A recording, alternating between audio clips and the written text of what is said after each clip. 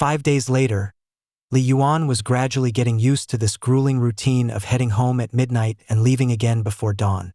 In a strange twist, spending less time with Yen, you only made them cling to each other more. She never tired of having him close, whispering to him in the dark. I heard that the provincial authorities have dispatched troops to suppress the Red Lotus rebels. Meanwhile, our Gem Hill County magistrate is still waiting to see how things unfold. That means Uncle Wang and the others are safe for now. They can't come home, of course. They're stuck training in the barracks. But otherwise, they're unharmed. Auntie Wang nearly burst with joy when she heard the news. She pulled me aside and chattered on for ages. If we'd known things would work out like this, maybe you wouldn't have needed to hide up in the mountains. But Li Yuan just shook his head. Who can predict what lies ahead?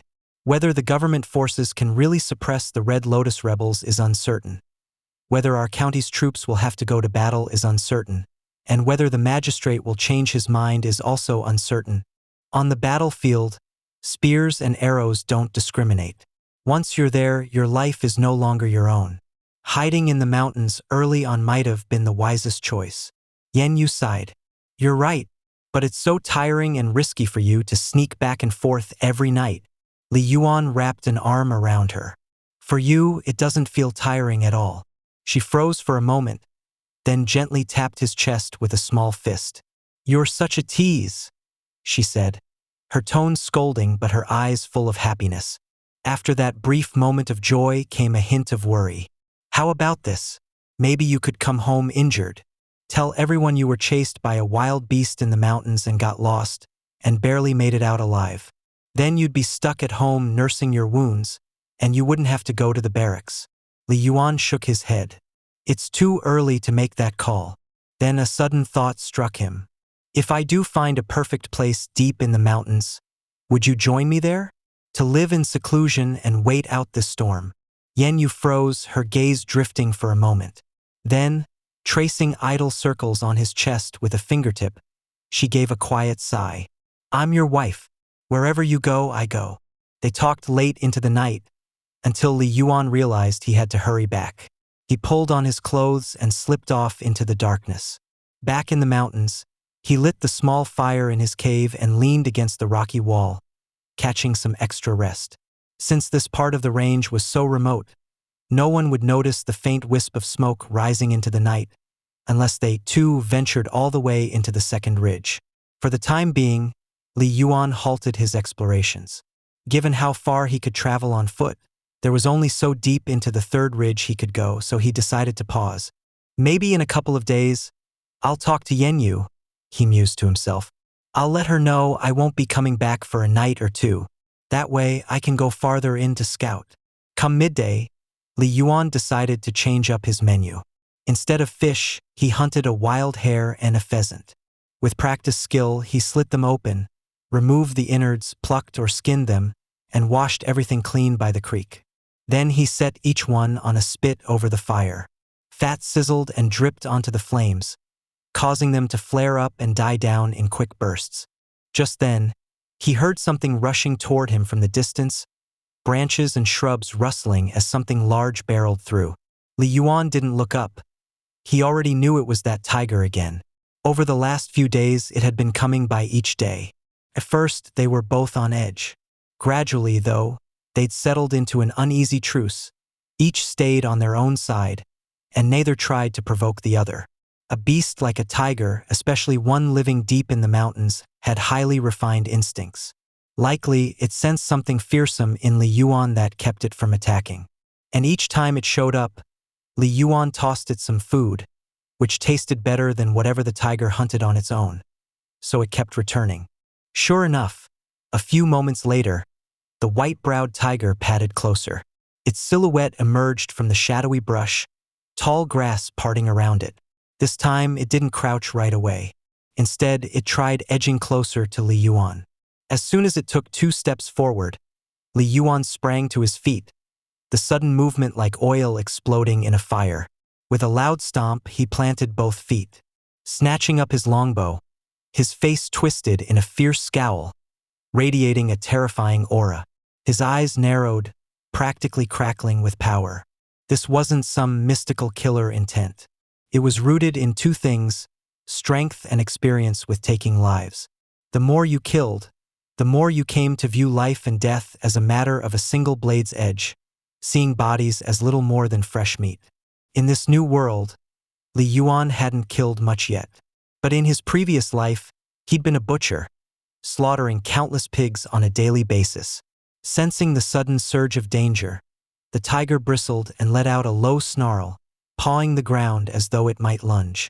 Li Yuan refused to back down, stepping forward aggressively. The tiger tensed, about to leap, so Li Yuan drew back his bowstring. The bowstring grew taut, letting out a sharp creak, radiating danger. The tiger halted. Then, after a few tense seconds, it slowly sank to its belly and inched backward, returning to the invisible boundary between them. Only then did Li Yuan lower his bow, letting his killing aura recede. He walked back to the campfire and resumed roasting his meat, keeping one eye on the 5-8 floating by the tiger and another on his own 9-10. If he picked up his hatchet, that figure became 10-11, and if he grabbed his crude bow, it jumped to 24-25. In either case, he far outmatched the tiger, which explained his composure. Otherwise, he'd have run long ago. It felt oddly surreal, like losing your way in a safari park, coming face to face with a tiger, and discovering you were stronger than it. Instead of cowering in fear, you were the one scaring the tiger off. Right now, Li Yuan had a specific goal in mind. He wanted to tame this tiger. Back in his old world, that might have sounded absurd. But here, anything was possible. He still remembered how Chen San, Bear, Zhang Nuli, and Ugly Zhang boosted their overall combat power by keeping hunting dogs. It suggested that, in this world, beasts could become part of one's power. Since the tiger clearly posed no threat to him, Li Yuan figured he might as well give taming a shot. In the memories he inherited from this body's original owner, there was no method for taming tigers. But there was a way to train dogs. In a nutshell, it relied on two things. One was instilling specific prey sense in the dog. For instance, letting it eat hare, pheasant, or venison so that when it ventured into the woods and caught a whiff of those animals, it would automatically chase them down. The second was reinforcing good behaviors and discouraging bad ones. If the dog realized certain actions led to rewards while others led to punishment, it would start obeying commands. Over time, even specific gestures could be used to communicate orders. But that first approach wouldn't really apply to a tiger. Out here, this beast had already eaten practically everything, likely including humans. If it sensed prey, it just chased and attacked, no questions asked. That left option 2 as Li Yuan's best bet for taming the tiger. He didn't hold out much hope for success. This was mostly a way to keep his days from dragging on in boredom. Sizzle, sizzle. By now, the pheasant and hare were fully roasted. Li Yuan took a small paper packet from inside his clothes, pinched out a bit of salt, and sprinkled it over the meat. He leaned in and took a whiff. It smelled a little gamey, but the aroma was irresistible. Not far away, the crouching tiger kept glancing over. As Li Yuan reached for the roasted hare, the tiger shot up, trying to cross their invisible boundary to snatch the food. The moment it moved, Li Yuan sprang to his feet, bow in hand, his fierce aura spreading like wildfire. The tiger let out a low growl. Li Yuan didn't budge. They stared each other down for a few seconds until the tiger lowered itself again, returning to its spot. After a few rounds of this, even as Li Yuan started eating his roast hare, the tiger only licked its chops but didn't dare creep closer. That was when Li Yuan casually tore off a piece of the hare, took 2 bites, then tossed the rest far away. With lightning speed, the tiger pounced on the flying hunk of meat, snatching it in its jaws. After devouring that, it fixed its gaze on the roasted pheasant still in Li Yuan's hand. But Li Yuan made a point of eating the pheasant himself, right in front of the tiger. Several times, the tiger tried to inch forward again, but each time it so much as twitched, Li Yuan reached for his bow. The moment the bow creaked, the tiger would freeze on the spot. It repeated this little dance a few times, then seemed to decide on a different tactic. Circling around, it looked for another angle to attack. Right then, Li Yuan suddenly fired his crude bow with an explosive thwack. A cold flash streaked through the air, accompanied by a sharp whistle of displaced wind. The arrow pierced clean through the trunk of a nearby tree as if it were soft mud. Thunk! The arrow buried itself in the wood. The tiger stopped dead in its tracks, staring at the arrow jutting out of the tree. Without hesitation, it spun on its heels and bolted into the darkness. 6 more days slipped by in a flash. During this time, Li Yuan took 2 days off to venture deep into the third ridge of Little Ink Mountain.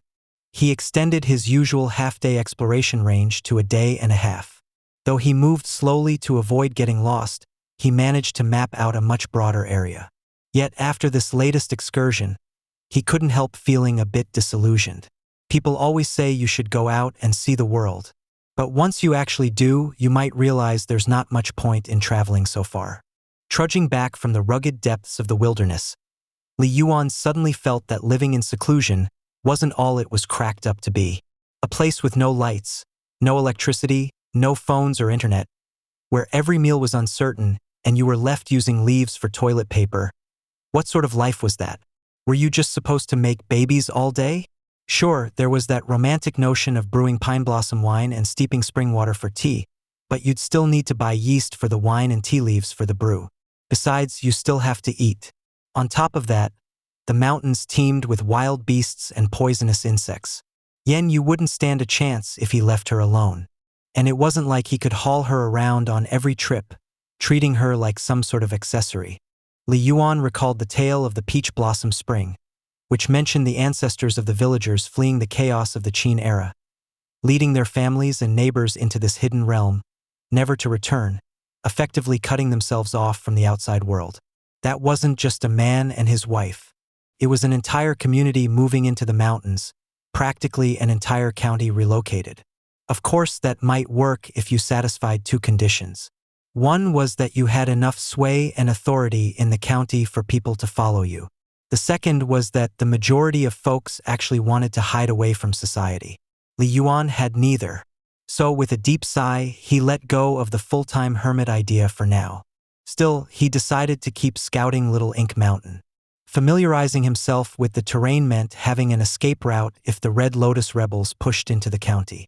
Maybe he could discover a path leading to another town or region. Then he could plan his next steps accordingly.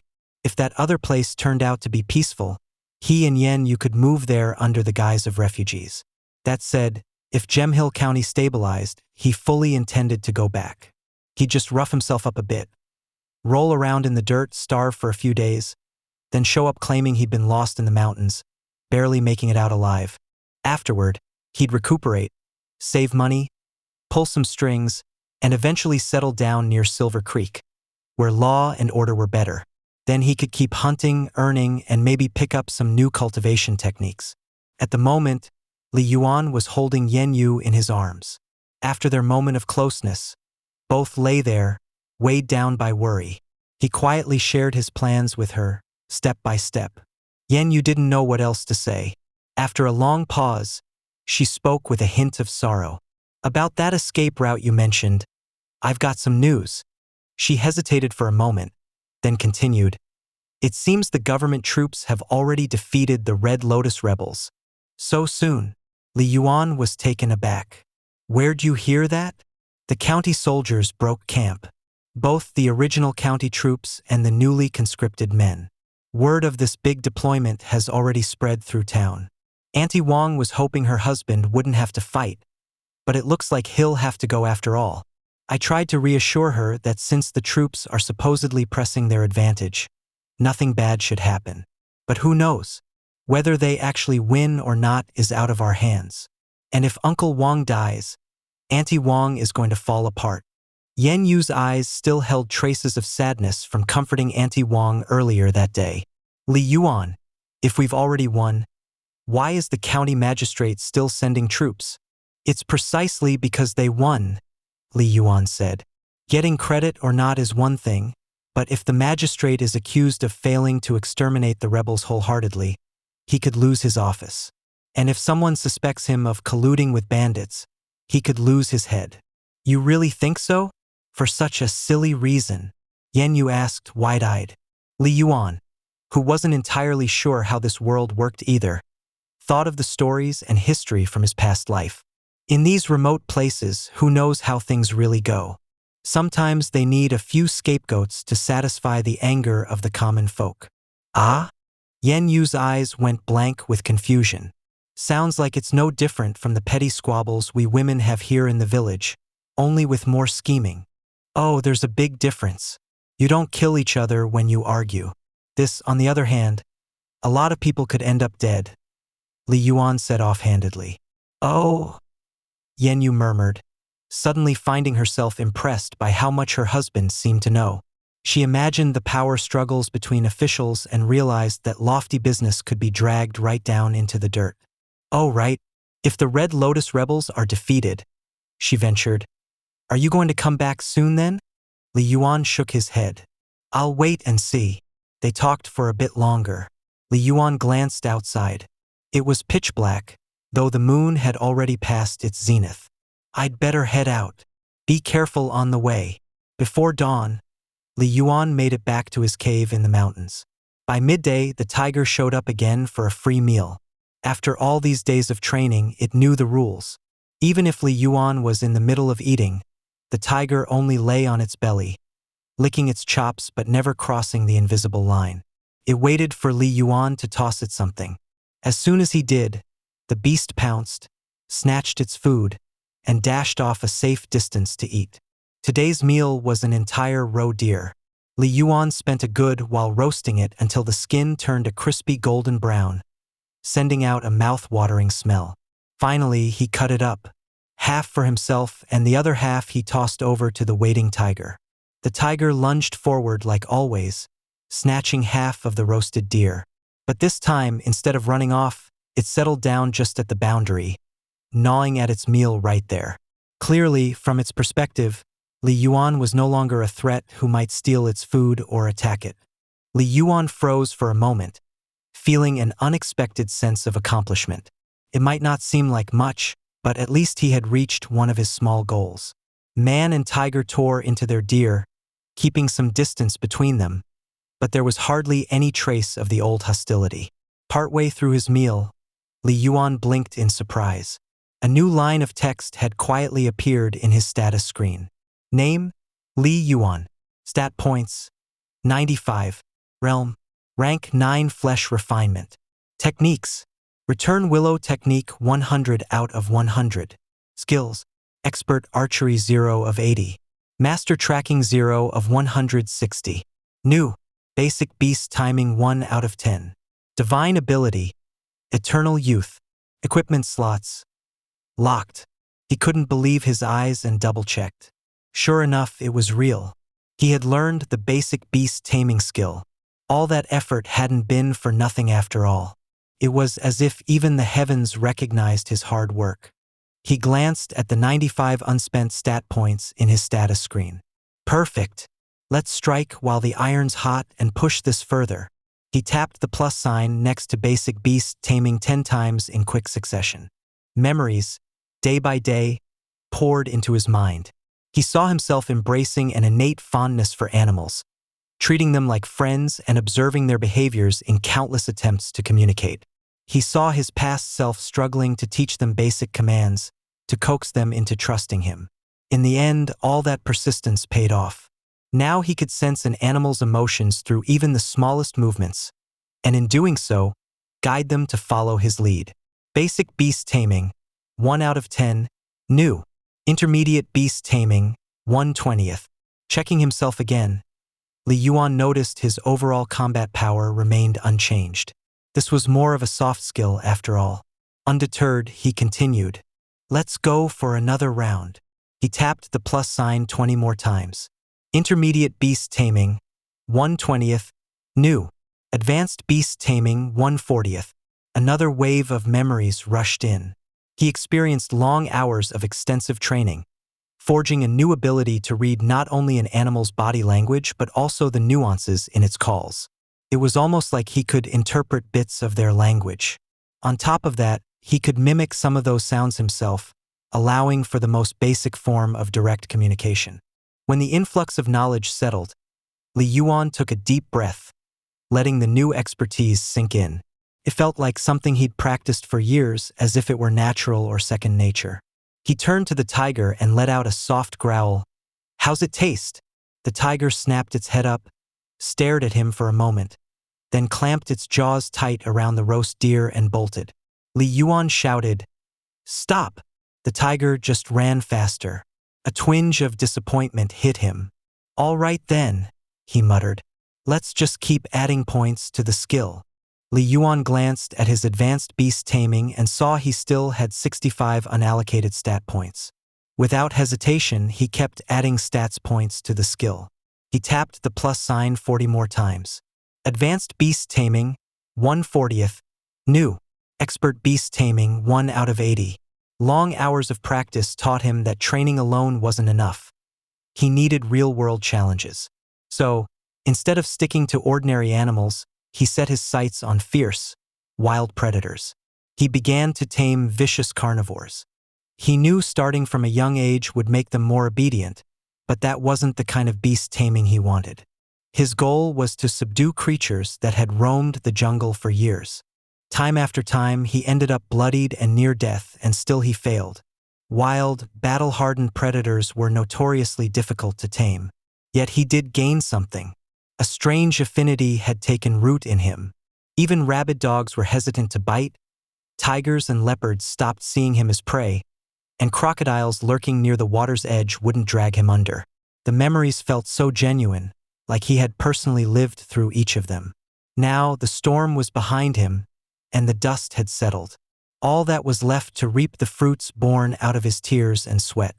Sensing the changes within himself, Li Yuan decided to test his new skills. Leaving his cave, he set out to find the tiger that had escaped. Thanks to his master tracking skill, it didn't take long to track down the beast. He found it crouched behind a large boulder, gnawing on roasted venison. With a crude bough on his back and a hatchet in hand, he approached slowly, keeping a safe distance. The tiger glanced at him, showing neither threat nor any urge to chase him off. Li Yuan recognized this as a form of acceptance. Wild animals were fiercely territorial, so if the tiger didn't drive him away, it meant it had acknowledged him. Li Yuan tried calling out, "Roar? Is it tasty?" The tiger tapped its face with a paw and growled softly, "Growl! Don't come closer." "I won't," Li Yuan answered. With that, the tiger simply lowered its head and went back to eating. Li Yuan shouted, "I still have more." The tiger snapped its head up, staring straight at him. Li Yuan continued, "If you don't come over, you won't get any." Enraged, the tiger let out a loud growl, "I want it." When Li Yuan stayed put, the tiger roared again, "I'll bite you. I'll bite you to death." Its front paws pressed down, body tensed as if to lunge. It was that classic predator move of testing how its opponent would react. If Li Yuan showed weakness, the tiger would take advantage. But Li Yuan responded with a cold grin, utterly fearless. In a flash, he pulled out the crude bough from behind his back, drawing its string. It creaked under the tension, and his entire demeanor shifted. His eyes went cold, exuding a ferocious aura that fixed the tiger in place. The tiger's growl grew softer until, finally, it disappeared altogether. Its readiness to pounce also faded. Refusing to let up, Li Yuan roared, "Listen to me and you'll get some." The tiger answered with a growl, "I won't listen." Li Yuan raised his voice and yelled back, "Don't listen. Then no food." The tiger was silent for a moment, then let out a low whine, "I can't beat you. Fine, I'll listen. Give me the food." Man and tiger were actually communicating. Perhaps it was due to Li Yuan's uncanny affinity with wild animals, coupled with the raw strength he had shown and the time they'd already spent together. All of it added up to a surprising outcome. By evening, the winter sky glowed red, painting Little Ink Mountain in the deep hues of twilight. The young man and the tiger walked side by side. A chill wind swept through tall grass, ruffling the tiger's whiskers and the white fur along its jaw. Just then, Li Yuan's sharp eyes caught sight of something in the distance, 3/6. He halted in his tracks. The tiger didn't need a cue. It had already picked up the scent of prey. But catching this one wouldn't be so easy. The distant grunts revealed a boar with formidable tusks, curved like blades emerging from their sheath. One look and you could tell it was dangerous. Ordinary wild boars usually had a threat level around 3-4, but this one was 3-6. Clearly it was even more aggressive. Oblivious to the two hunters closing in, the boar continued chomping on some unknown fruit. Li Yuan drew his bow, training his gaze on the boar. However, its thick hide and coarse bristles were like a soldier's armor, and his crude bow didn't pack enough punch to guarantee a one-shot kill. He crept forward, keeping his footsteps light. The tiger watched him closely, occasionally glancing over at the wild boar, which remained totally unaware. Li Yuan circled around instead of walking around to face the boar head-on, where it would charge straight at him on sight. He drew his bow quietly and pulled the string taut. The boar suddenly froze as if sensing danger, but it was already too late. Whoosh! The bowstring snapped, and the arrow whistled through the air, plunging straight into the boar's backside. The wounded animal let out a shrill squeal and bolted. But the arrow had buried itself so deeply that only part of its fletching was still visible. Blood spurted beneath the boar, and it stumbled forward, struggling to keep its footing. Seizing the moment, Li Yuan sprinted after it, hatchet in hand.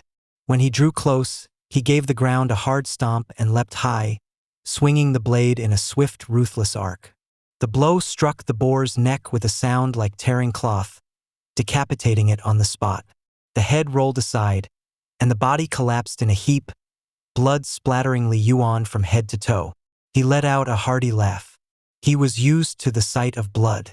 Planting a boot on the boar's flank, he flipped it over and methodically sliced open its belly.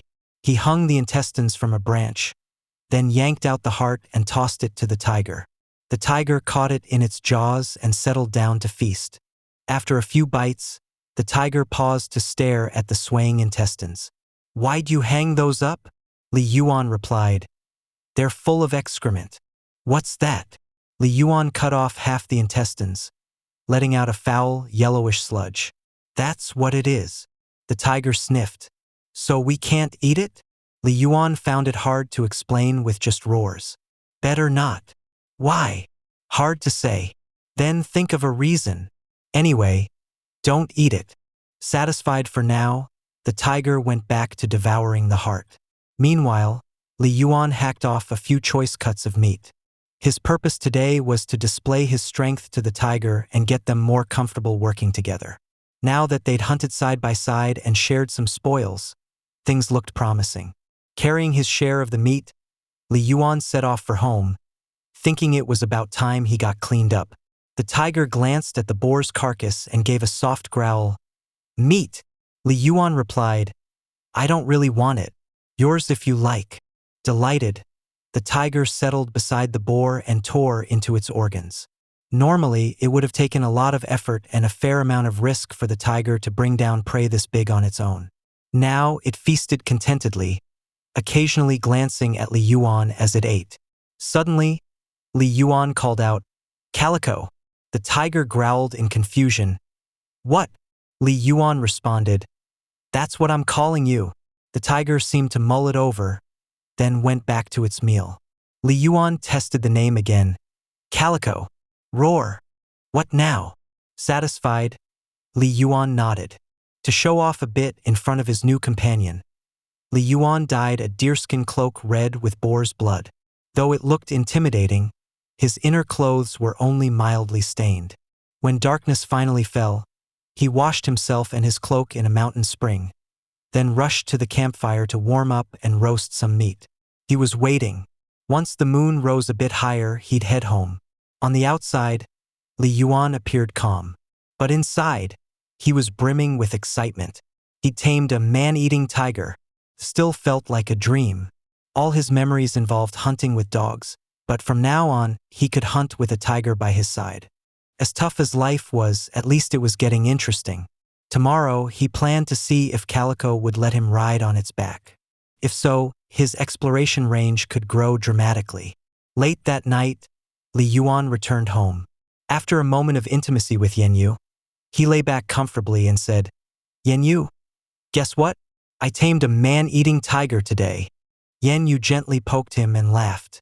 Stop making stuff up. Nobody can tame a tiger that hunts people.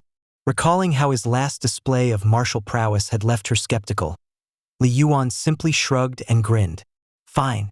Just don't go telling anyone about this. Okay? All right, Yen Yu replied. Your wife's no fool. They cuddled for a while, gazing at the dark silhouettes of the furniture. Then Li Yuan asked, Any new word from outside? Yen Yu shook her head. It's too soon. The county troops only left town yesterday. In the blink of an eye, another 7 days passed. During the day, Li Yuan was practically bursting with excitement. After all his tireless efforts, Calico had finally allowed him to ride on its back. But that evening, his high spirits vanished. Late at night, he headed down the mountain as usual. However, before leaving Little Ink Mountain, he heard an uproar in the distance. Wailing, screaming, furious shouts, heavy crashes, and even the clash of weapons. Carried by the cold winter wind, the tumult swept through the darkness, both frenzied and terrifying. What's happening all of a sudden? Li Yuan muttered, a sense of dread tightening in his chest. He quickened his pace homeward. As soon as he reached Little Ink Village, he spotted a crowd gathered outside, buzzing with alarm. They stayed like that until nearly dawn before finally dispersing. Li Yuan waited quietly, observing that the lights in his own house were still on. Through the oiled paper windows, he could make out the silhouettes of multiple people speaking with Yen Yu, most notably Auntie Wang and Fenger. After about another hour, they left. Then the house went dark. Certain there were no prying eyes, Li Yuan slipped like a ghost among the trees and quietly knocked at his back door. Yen Yu opened it in a hurry, pulled him inside, and locked it. We've lost. The county troops were defeated, she said, voice trembling. Word came in this afternoon. Then, after nightfall, the Red Lotus rebels showed up at the county walls and started attacking. So many people have died in the county, and no one knows the full situation yet. Her eyes were filled with fear, and her hands felt ice-cold in his. Li Yuan frowned. But didn't we hear they were on a roll just a few days ago? How did everything go wrong so quickly? Yen Yu shook her head, struggling to stay calm. I don't know. But if the county troops have fallen, the men from Little Ink Village who marched out might not have made it either. Auntie Wang just came by, crying that Uncle Wang is probably gone. And Fenger was sobbing over Bear. She's sure he's been killed too. Fenger kept asking whether you'd come down from the mountain yet. Yen Yu said, voice shaking. I just started crying along with her, telling her there'd been no word from you and that you might have died up there. Li Yuan frowned. Why is Fenger so concerned about me? Yen Yu explained. She said that, as a grown man, you'd be a big help if you were here. I felt sorry for her. She's just a young girl. She barely had anyone to rely on before, and then found Bear, but he was killed almost immediately. Li Yuan raised an eyebrow. So now she wants to rely on me? It's possible. Yen Yu paused, her wide, bright eyes darting mischievously before she leaned in close. Li Yuan, what do you think? Do you want to take her in too? You're strong enough to handle 2 young ladies. Interested? If you say the word, maybe Fenger will be waiting in bed tomorrow night. What do you mean, take her in? Li Yuan grunted, drawing Yen Yu closer. She batted her eyes at him in the darkness. Plenty of men around here can't keep their eyes off other women, even when they already have a wife. I'm just offering to bring the other pot right to your table. Interested? You're the only woman for me? Li Yuan said, pulling Yen Yu tighter against his chest. She said nothing, a happy smile spreading across her hidden face. After a moment, Li Yuan asked, how about coming into the mountains with me? Yen Yu shook her head. Let's wait and see. Li Yuan nodded. All right. He didn't want to rush taking Yen Yu into the mountains unless it became absolutely necessary. For one thing, life in the wilderness was harsh. Even if he tried protecting her, who knew how long her body would hold up? And he certainly couldn't watch over her every minute. For another, once they retreated into the mountains, they'd be cut off from the outside world. Getting new martial arts manuals or information would be next to impossible. Over the next few days, Li Yuan didn't dare venture deeper into the mountains. He ate simply by day, staying close to Little Ink Village to keep an eye on things. Each night, he hurried home to hear whatever Yen Yu had learned from the gossip around town. Matters were only getting worse. The Red Lotus rebels had indeed withdrawn, but not because they'd been driven off. They merely decided to abandon their assault on Gemhill County and moved on to attack somewhere else instead. Even so, plenty of people in Gemhill County had died. There were piles of bodies, including many bailiffs. Just days ago, the county magistrate had confidently marched out with his troops. None of them ever returned. During the fighting on the walls, Gemhill County's captain of the guard and many skilled fighters perished as well. Now, the person in charge was just the county's clerk, a pencil pusher, really trying to hold things together with only a handful of ragtag survivors. The county government was sinking into chaos, and it felt like law and order could collapse at any moment. 5 days later, the moment Li Yuan stepped into the house, Yen Yu threw herself into his arms, sobbing. "What happened?" he asked gently. She cried for what felt like ages before finally calming down enough to speak. "It happened around midnight. Someone knocked on the front door. At first, I thought maybe Auntie Wang couldn't sleep and had come over. I was about to open it, but halfway there, I hesitated and grabbed a kitchen knife, just in case." Yen Yu's voice trembled as she recalled the night. "I asked who was there, but got no response. So I peeked out the window and saw a man standing there, staring back at me with a terrifying expression. The window's too small for anyone to climb through, so I guess he was just checking if anyone was home. Maybe he saw the knife in my hand. He left after that. But I was so scared." She clung to Li Yuan for a long while, finally wearing herself out and drifting into a restless sleep. In the early morning, when Li Yuan got up, she startled awake and wrapped her arms around him again. Tears threatened to spill as she whispered, "Li Yuan, maybe you should stay home now?" Li Yuan's gaze hardened. "Even if I do, I need to find whoever that was first. If he's lurking around in the shadows, it'll only lead to more trouble." "How can you find him?" "There's a good chance he'll come back tonight," Li Yuan said calmly. "I won't head into the mountains. I'll keep watch from afar." Yen Yu swallowed, her face clouded with worry. "And if you catch him, you're not planning to kill him, are you?" "Don't trouble yourself about that," Li Yuan answered, voice steady but cold. "Your man doesn't go around killing people needlessly." The next day, instead of heading into the mountains, Li Yuan took some leftover porridge from home and quietly hid in a wooded area a few hundred meters behind the house. It was risky, but with his current skills, nobody in Little Ink Village could easily spot him if he was being cautious. As dusk fell, one by one, the households in Little Ink Village barred their doors. Everyone was on edge, waiting for whatever the night might bring. A fierce wind swept through the gap between the Second Ridge and Little Ink Mountain's outer edge.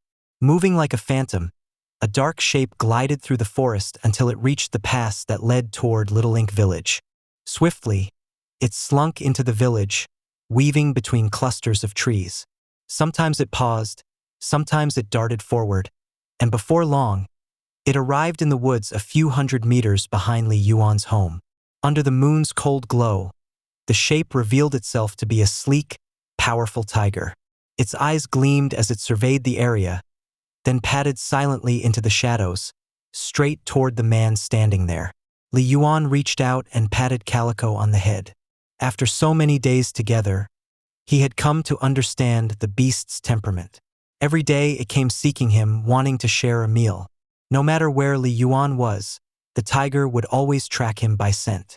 Calico let out a low rumble. "Why didn't you come back today?" Li Yuan said nothing. "I haven't eaten yet," Calico continued. Li Yuan spoke in a quiet growl. "I want you to kill." "Kill what?" "Whoever I point out. Take them out." "Do we get to eat them?" "We'll eat in the mountains. Now keep quiet." They settled in to wait. One was a tracking master, the other a born predator. Li Yuan glanced at the combat power reading beside him. It had shifted to 29-33. He sensed a mysterious bond forming, a merged strength he shared with Calico. Once they separated, that bond would break, returning them to 24, 25, and 5-8. Time ticked by. Around midnight, a figure appeared outside Li Yuan's home. Slipping to the fence, the intruder climbed over from the side and crept toward the front door. A wave of grim resolve hardened Li Yuan's heart. He patted Calico again. Bite him to death. Drag him outside. In times like these, with danger knocking at his door and eyeing his wife, he couldn't afford to hold back. Go! At his signal, Calico shot out like a whirlwind, bounding straight for the dark figure crouched by the fence. Outside Li Yuan's house, a dark figure scaled the fence and reached the front door. Without even bothering to knock, he gave the door a push, apparently assuming it wasn't locked. Just then, the intruder felt a sudden chill, looked off to the side, and froze. Under the pale moonlight, a tiger with a striking, brindled coat was hurtling through the air, leaping over the fence. The sight nearly made the man's knees buckle in terror, and an involuntary cry of fear escaped his lips. In a desperate bid to block the tiger's path, he flailed forward with both hands, only to find that Li Yuan's door really was unlocked. It swung open, and he darted inside, hoping to slam it behind him. Surely the tiger couldn't break down a door, right? But the beast moved with lightning speed. Before its paws even hit the ground, it pounced again, covering several dozen feet in a flash and circling around behind him. With a lunge, it clamped its jaws onto the back of his neck. The man toppled with a blood-curdling scream for help. Locked onto his throat, the tiger dragged him backward, heading straight toward the trees. The intruder's shrieks rang through the night, rousing the neighbors. Auntie Wang, alarmed by the uproar coming from Yan Yu's place, grabbed a kitchen knife and peered out her window. One look was enough to make her go pale as a ghost. Tiger! A tiger's in the village. Meanwhile, the tiger kept pulling its prey across the ground. From his vantage point near the woods, Li Yuan finally got a good look at the intruder's face. The same troublemaker who'd once lost to him in an arm wrestling contest. The man had injured his wrist that day and ended up dodging the draft. A month had passed since then. His hand must have healed. With the county troops defeated, half the bailiffs dead, and the captain of the guard gone, law and order had all but collapsed. Realizing no one was around to stop him, the scoundrel decided to break into Li Yuan's home by night, planning to assault Yan Yu. Revenge of the worst kind. A surge of cold fear flashed through Li Yuan as he realized how close Yan Yu had come to harm. His face went grim. By now, the man's eyes were glazing over, blood pouring from the severed arteries in his neck like a crimson mop trail. The numbers that had hovered above him 1, 2 slowly faded to 0, 1, then disappeared entirely. He was already dead. The tiger, jaws still locked on his neck, kept dragging him away.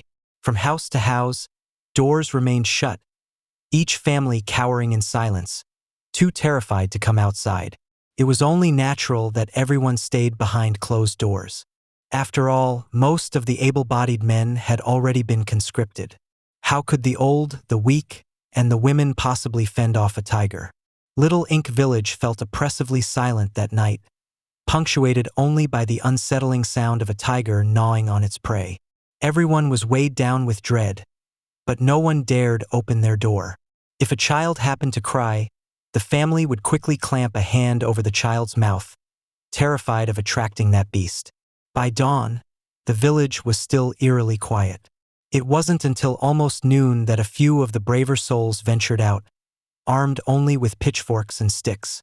They peeked around to see what had happened overnight. Meanwhile, in Li Yuan's house, Yan Yu rubbed her aching forehead and sat up from the bed. Her head felt foggy in a way she'd never experienced before. She glanced outside, blinking at the sunlight streaming past the doorstep, outlining the threshold in a soft, tranquil glow. Why is the door open? What's going on? She pressed a hand to her temple. Suddenly, her body went rigid. It was daytime. Where was Li Yuan? Why hadn't she noticed anything during the night? A dreadful thought struck her. Heart hammering, she felt around her body, up and down, checking every inch. At last, she breathed a sigh of relief. From the look of it, no one had violated her while she was unconscious. She guessed she'd been drugged, dozing off without sensing a thing. If someone had broken in and taken advantage of her, she wouldn't have known until it was too late. The very idea made her blood run cold. Replaying yesterday's events in her mind, she tried to recall who might have had the chance to slip something into her food or drink. 2 people had dropped by for a chat over snacks. Auntie Wang and Fenger. Was it one of them? And what about Li Yuan? Had he come home last night? If so, how did he manage that without her noticing? Heart racing, Yenyu jumped up, slipped on her embroidered shoes, and dashed to the door, only to freeze in horror, letting out a muffled scream. She clamped both hands over her mouth, stifling her cry into a muted gasp. Blood. There was blood in the yard, splashed across the muddy ground where the morning light caught it. A raw, savage sight. By the edge of the woods near Little Ink Village, a small group of villagers had gathered around a mangled corpse, torn beyond recognition. Isn't that Zhang Shirsi from the village?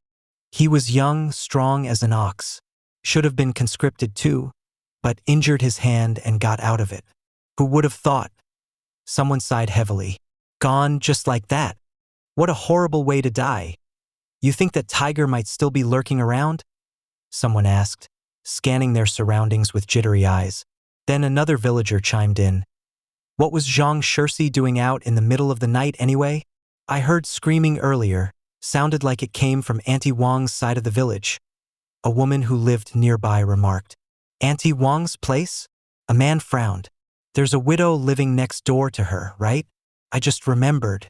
Zhang Shirsi once got taught a lesson by that widow's man. Could it be he tried sneaking into her place in the dead of night?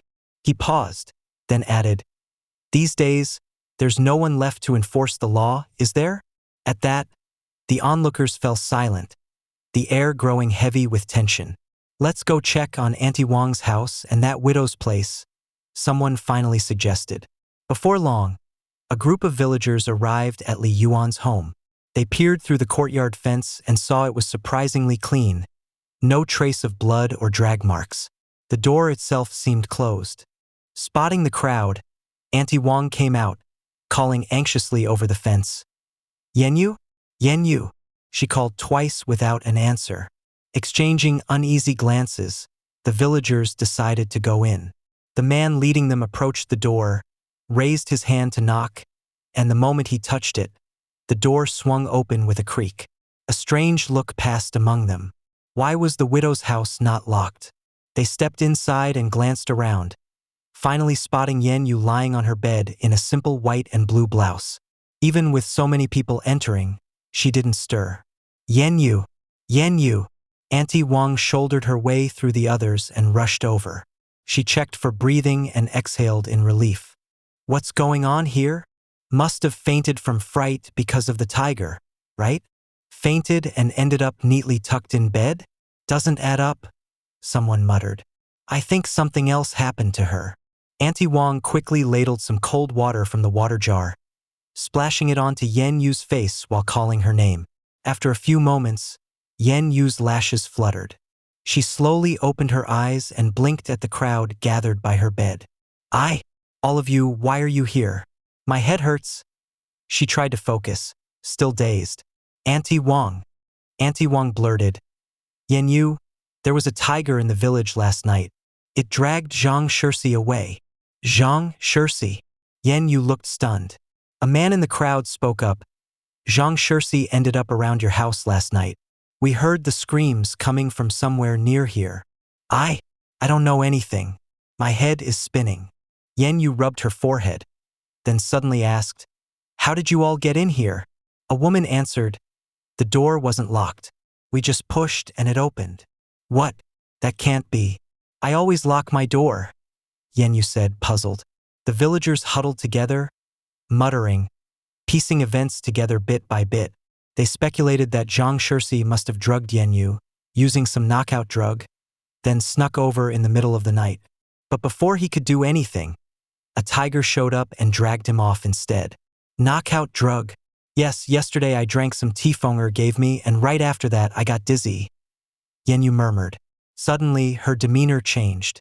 Anger flashed across her face as she jumped up, grabbed a kitchen knife, and ran outside. The rest of the villagers hurried after her. When she reached Fenger's house, she banged on the door with the handle of her knife and shouted, "Fenger! Fenger!" No response came from inside, so she tried the door. It was locked. She stepped back a few paces, ready to slam into it. But Yan Yu was petite. She couldn't budge the door at all. Luckily, the much heftier Auntie Wang was just as outraged. She stepped in to help, and after a couple of tries, they managed to break it open. Yan Yu stormed inside, knife in hand, spotting a quivering lump under the blankets. She yanked the covers back and found Fenger huddled in terror. Pointing the knife at her, Yan Yu shouted, "Why? Why did you try to harm me?"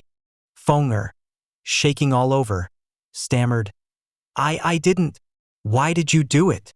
Yan Yu demanded, stepping closer. Fenger shrieked, "It wasn't me. It was Zhang Shirsi, Zhang Shirsi." Fenger had never been a particularly courageous woman, nor a loyal one. After Bear was conscripted, she waited at first. But once news came that he was likely dead, she didn't want to keep waiting anymore. Before long, she got involved with Zhang Shirsi, one of the stronger men in the village. One day, after they'd been together, Zhang Shirsi asked about Li Yuan. Fenger told him that Li Yuan had been missing in the mountains for a month. Then he asked about Li Yuan's wife. Fenger revealed a bit too much, how Yan Yu used to be so beautiful and then suddenly changed, which led Zhang Shirsi to suspect she might be disguising herself somehow. He pressed Fenger to help him. At first, Fenger refused, but Zhang Shirsi kept wheedling and coaxing, so she finally agreed to slip Yan Yu some knockout powder. Zhang Shirsi would then sneak in at night. Around dusk, Fenger drugged Yan Yu and moved her onto the bed, acting like nothing unusual was going on. When night fell, she still couldn't sleep. Then, around midnight, she heard agonized screams outside. Hurrying to the window, she saw under the moonlight a striped tiger dragging someone along the dirt path. Those shrieks were coming from Zhang Shirsi. Her mind went blank, buzzing with terror. She dove under her blankets and didn't dare come out until the next day, only to have Yan Yu burst in, knife in hand. Under pressure from everyone gathered there, Fenger confessed everything. Then, between sobs and sniffles, she pleaded, "Yan Yu, I'm sorry. I never meant to hurt you. I just wanted a man to rely on, that's all. I only wanted someone to lean on." Yan Yu watched her coldly. "We're reporting this to the authorities." Yan Yu, I never meant for you to get hurt. Truly," Fenger blubbered. Unmoved, Yan Yu asked, "Did you ever stop to think what would happen to me if Zhang Shirsi had succeeded in assaulting me?" Fenger fell silent. The uproar in Little Ink Village continued most of the day. Fearing the tiger might return after dark, everyone barricaded themselves indoors as soon as dusk fell. Windows shut tight, doors blocked with heavy furniture. Those who owned cows, chickens, ducks, geese, or sheep dragged their livestock into the house and tied them up. Some villagers wondered why, with all the livestock around, the tiger had chosen to attack a person. Most concluded that Zhang Shirsi had simply been in the wrong place at the wrong time, roaming the village at night just as the tiger came down from the mountain. Who else would the beast take? At midnight, Li Yuan slipped back into his house through the rear entrance. In the darkness, Yan Yu rushed into his arms. He chuckled softly, "I really am filthy today." She clung to his waist, pressing her cheek against his chest. "I don't mind," she murmured, already tugging at the waistband of his trousers. After a hushed moment of passion, Yan Yu lay in his arms and asked gently, "Li Yuan, so it's true. You've really tamed a tiger?" Li Yuan replied, "I told you so." Yan Yu sighed. "I never would have imagined my man was so capable. Taming a man-eating tiger. It's like a dream." She suddenly leaned forward. "It won't bite you, will it?" Li Yuan shook his head. "No." Still uneasy, she pressed on. "You'd better be careful. A beast like that, used to eating people, how can you be sure it's safe?" "Don't worry about it," Li Yuan replied. steering the conversation elsewhere. What about the blood in our courtyard after that tiger dragged that thug away? Did it raise suspicion? At that, Yan Yu filled him in on everything that had happened. Li Yuan was amazed at how neatly she'd handled it all. Who would have guessed his wife had such a cunning side? What about Feng'er? He asked. I had people from the village report it all to the authorities. The tiger attack, what Feng'er did, but nobody from the government has shown up. I suspect we barely have any officials left in the county. Times are a mess. She sighed heavily. Li Yuan thought for a moment. Tomorrow night and the night after, I won't be coming home. I'm going deeper into the mountains to see if there's a route leading somewhere better. If I find one, I'll take you out of here. If there's nothing, or if it's just more wilderness, then I'll come back and figure out some other plan, maybe pretend to be injured. Starting now, I'll stick to just water and skip meals. Yan Yu wanted to say more, but recalling how her husband had tamed a man-eating tiger, she couldn't help feeling that he was capable of anything. In the end, she simply rested her head against his shoulder. Just be careful. Early the next morning, Li Yuan returned to the mountain. He sharpened 5 arrowheads and slipped them into his quiver, then chose some good throwing stones and tucked them into a pouch. With his crude bow slung across his back and the hatchet at his waist, he climbed onto the tiger. Calico! Roar! Let's go! Where to? Food! A few growls exchanged between man and beast, and then the tiger began to run. It was full of energy after so many days of feasting. Together, they crossed the pass between the 2nd and 3rd ridges. Sometimes Li Yuan rode on the tiger's back. Other times, they traveled on foot, pausing now and then to rest. With Calico leading the way, Li Yuan didn't worry about getting lost. No matter how many twists and turns they took through the forest, the tiger could always retrace its path to the 2nd ridge. As a result, their progress was swift. Within half a day, they'd already passed the farthest point Li Yuan had ever reached before, and he still had a full day ahead. Another half-day passed, yet there was still no clear way out of the mountains. Have you been here before? Yes. Glancing at the tiger, Li Yuan sensed its mood had dipped a bit. Maybe it was starting to tire. He took a moment to study his surroundings. The deeper they went, the denser and wilder the forest became, filled with strange plants.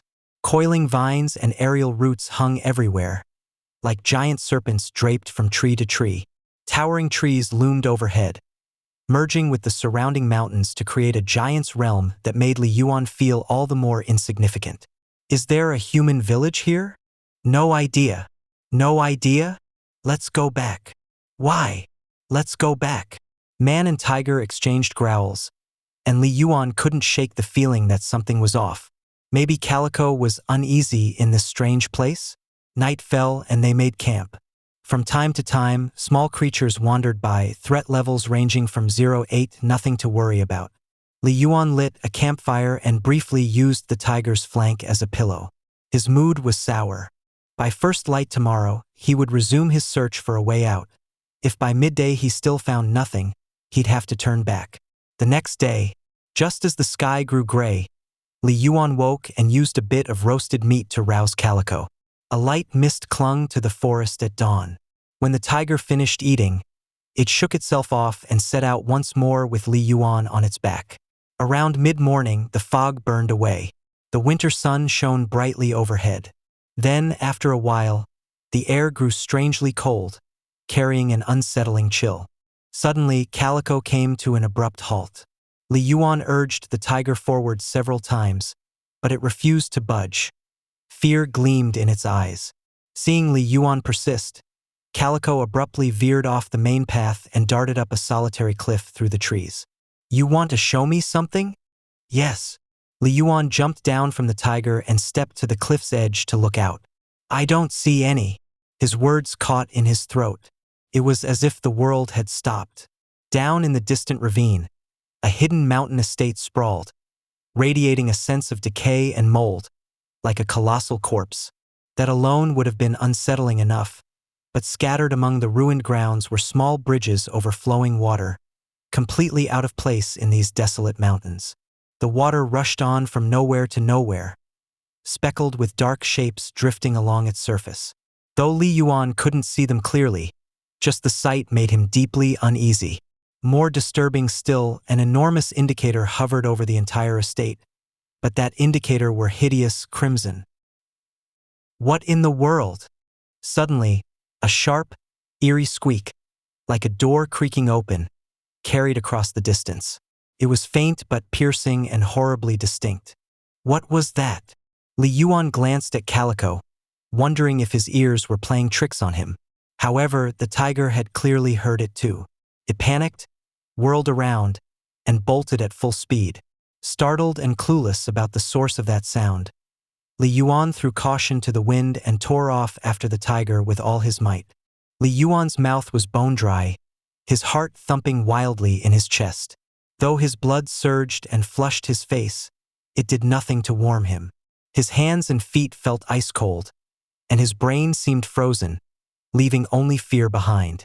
That eerie estate, so still it felt like a corpse, and the faint yet horrifying sound of a door opening kept replaying in his mind, driving out all other thoughts.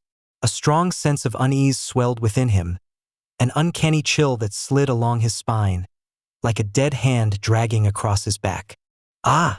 Li Yuan let out a guttural shout and sprinted forward, quickly overtaking Calico. But in the next moment the world spun. His body gave out, and his foot caught on a thick aerial root, sending him sprawling forward. Thud! Thud! Thud! He rolled a few times across the ground and, ignoring the pain, scrambled back onto his feet to keep running. It felt as if something heavy were clinging to his back. He didn't dare look around, only lashing wildly behind him with his arms but striking nothing but air. He glanced at Calico. The tiger was also laboring to run, a disturbingly human look of panic on its face, though nothing rested on its back. What's happening? What's happening? We were still so far away from that estate. Li Yuan screamed inside his head, panting as his face turned pale. Another wave of dizziness hit. It was as if his soul left his body, and he flew forward with no control. Time seemed to slow, and everything went silent. Crash! He landed hard, forehead slamming against a rock. Blood gushed from the cut. The pain didn't jolt him back to reality. Instead, his body felt lighter, and his awareness kept fading. A whirl of countless snowflake-like fragments fluttered in his mind, scattering his thoughts. His consciousness was slipping away at breakneck speed. Allocate stats. Allocate stats. Like a drowning man clutching at a straw, Li Yuan pinned his last hope on his status window.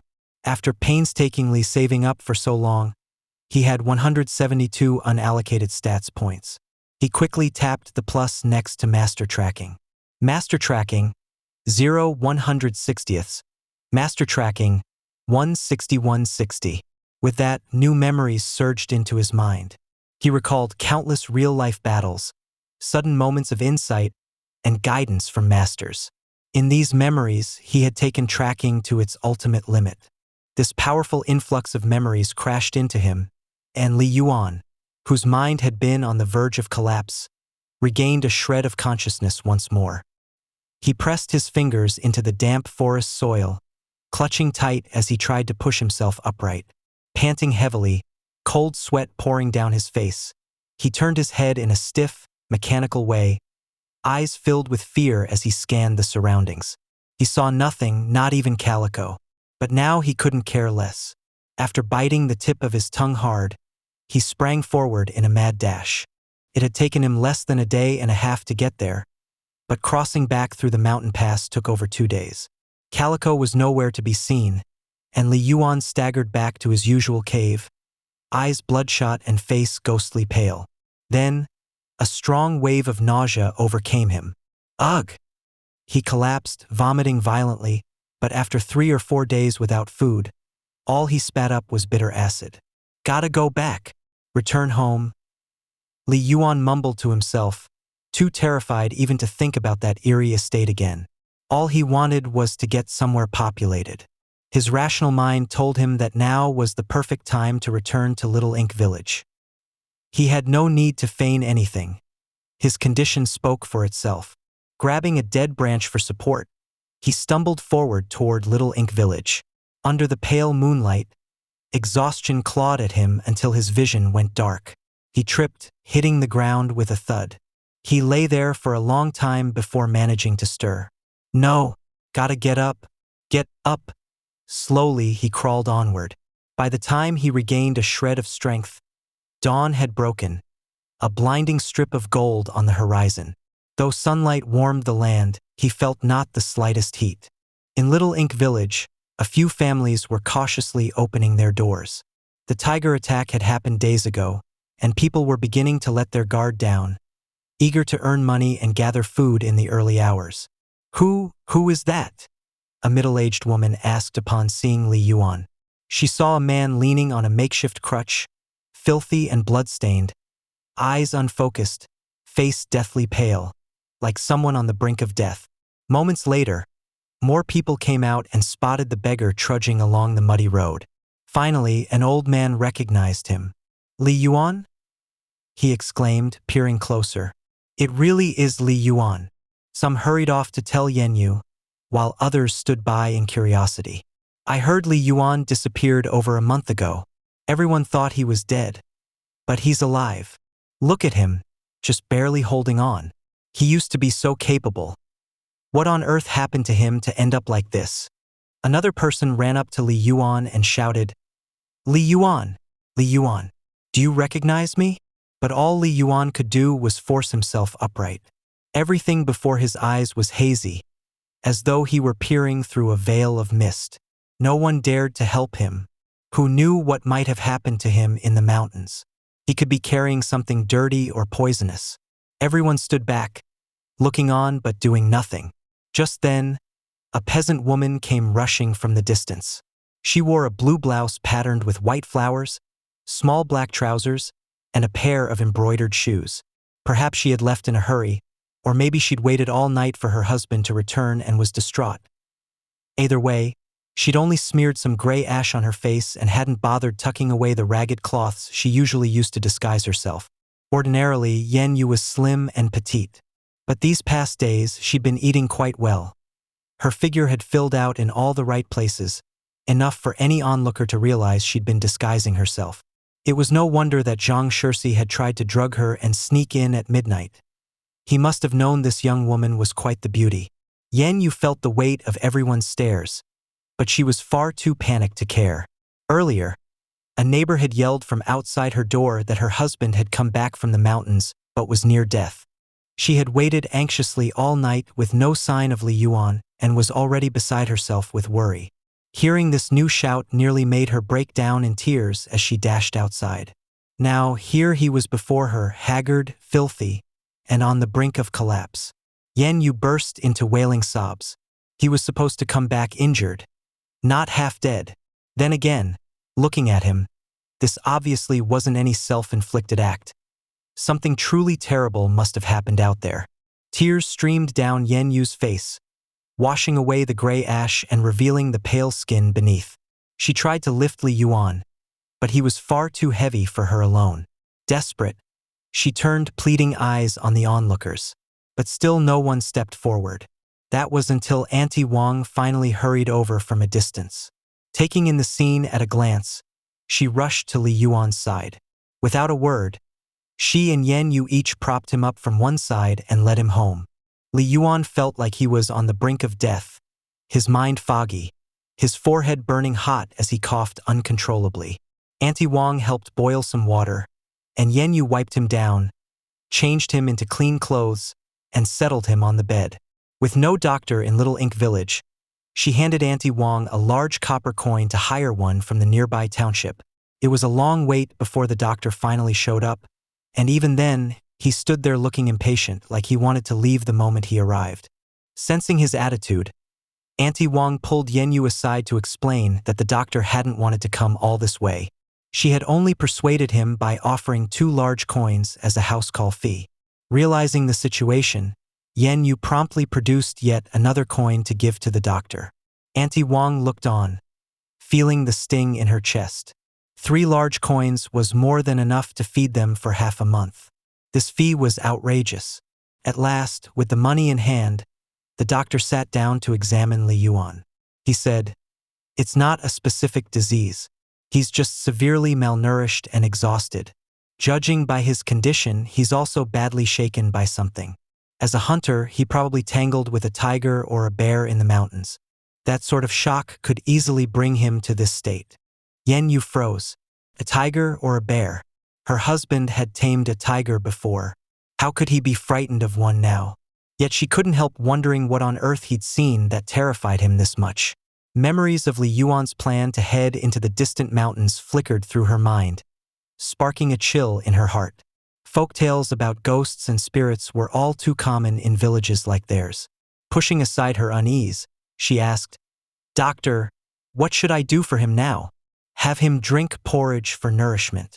Once he's stronger, you can think about supplements." "Should we start him on medication?" "His condition is serious.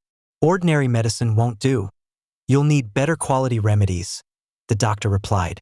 "How much per dose?" "There's a high-grade option," he began. "And then there's an even more potent formula meant for ranked martial artists.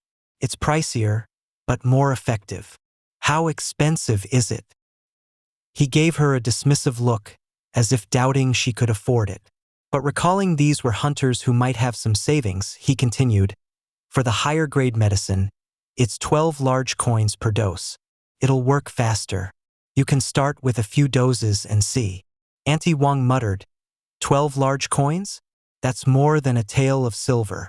Who can afford to be sick at that rate? Are you just ripping us off because we don't know any better? The doctor's expression turned uneasy, but he quickly snapped, "If you can't afford it, don't buy it." Then he stood to leave, clearly eager to get away from this backwater place. Yen Yu glanced at Li Yuan, lying motionless on the bed. She knew he had made a bit of money delivering goods to town in the past, but both of them were careful never to show their savings. Still, she was worried. If she held back now and he failed to pull through, she'd never forgive herself. Looking up at the doctor with a forced smile, she said, "We'll buy it, but could you give us a small discount?" "Which kind do you want?" Yen Yu gritted her teeth. "The best." Eyebrow raised, the doctor asked, "You're sure?" "Fine. If you're getting 5 doses, I'll charge you 58 large coins, 2 coins off the full price." "How about 55 large coins?" "Do you want the medicine or not?" he snapped. "Please, a little cheaper?" "I'll just leave then." With no other choice, she relented. "Fine, we'll take it. Where's the money?" "Here." In the end, Yen Yu handed the coins to Auntie Wang, who then entrusted her 2 children to Li Yuan's household and went into town with 2 men from the village. By sundown, Auntie Wang was back with 5 doses of medicine. Meanwhile, Yen Yu had been cooking millet porridge. Her 2 little guests had licked their bowls clean by the time Auntie Wang returned. After ladling out a bowl of porridge for Auntie Wang, Yen Yu busied herself preparing the medicine. The 2 women worked tirelessly until well into the night, finally coaxing Li Yuan to drink his first bowl of medicine and rest. Seeing Auntie Wang and her children to the gate, Yen Yu said quietly, "Thank you, Auntie Wang. Sorry to have troubled you so much." Noting the sorrow on Yen Yu's face, Auntie Wang tried to comfort her. "Don't overthink it. Having your man come home alive is still a blessing. Not everyone has that luck," she added with a sigh, thinking of her own husband. After Auntie Wang left, Yen Yu shut the door tightly and placed a kitchen knife and a laundry paddle beside the bed. She also took out a small bag of lime powder from beneath the bed, something she'd secretly acquired around the time Zhang Shirsi broke in at night. Satisfied with her preparations, she slipped out of her clothes and loosened the bindings around her chest, then climbed into bed. The doctor had examined Li Yuan and confirmed he was merely suffering from extreme exhaustion and low energy, so sleeping together wouldn't be a problem. In the darkness, she saw her husband sleeping on his side, facing the wall. Gently, she slipped an arm around his waist and pressed herself against his back, the 2 of them curling together like a pair of snug shrimp. Li Yuan slept fitfully. The medicinal effects of the high-grade concoction spread quickly through his body, driving out the cold that lingered inside him. At midnight, his entire body felt frigid. Even under the blanket, he shivered. That eerie chill from the ancient estate seemed to emanate out of him, filling the space. Yenyu woke from the cold and touched her husband, her face draining of color when she felt how icy he was. Steeling herself, she wrapped herself around him like a living heater, sharing her warmth. In his dream, Li Yuan found himself in a frozen hell.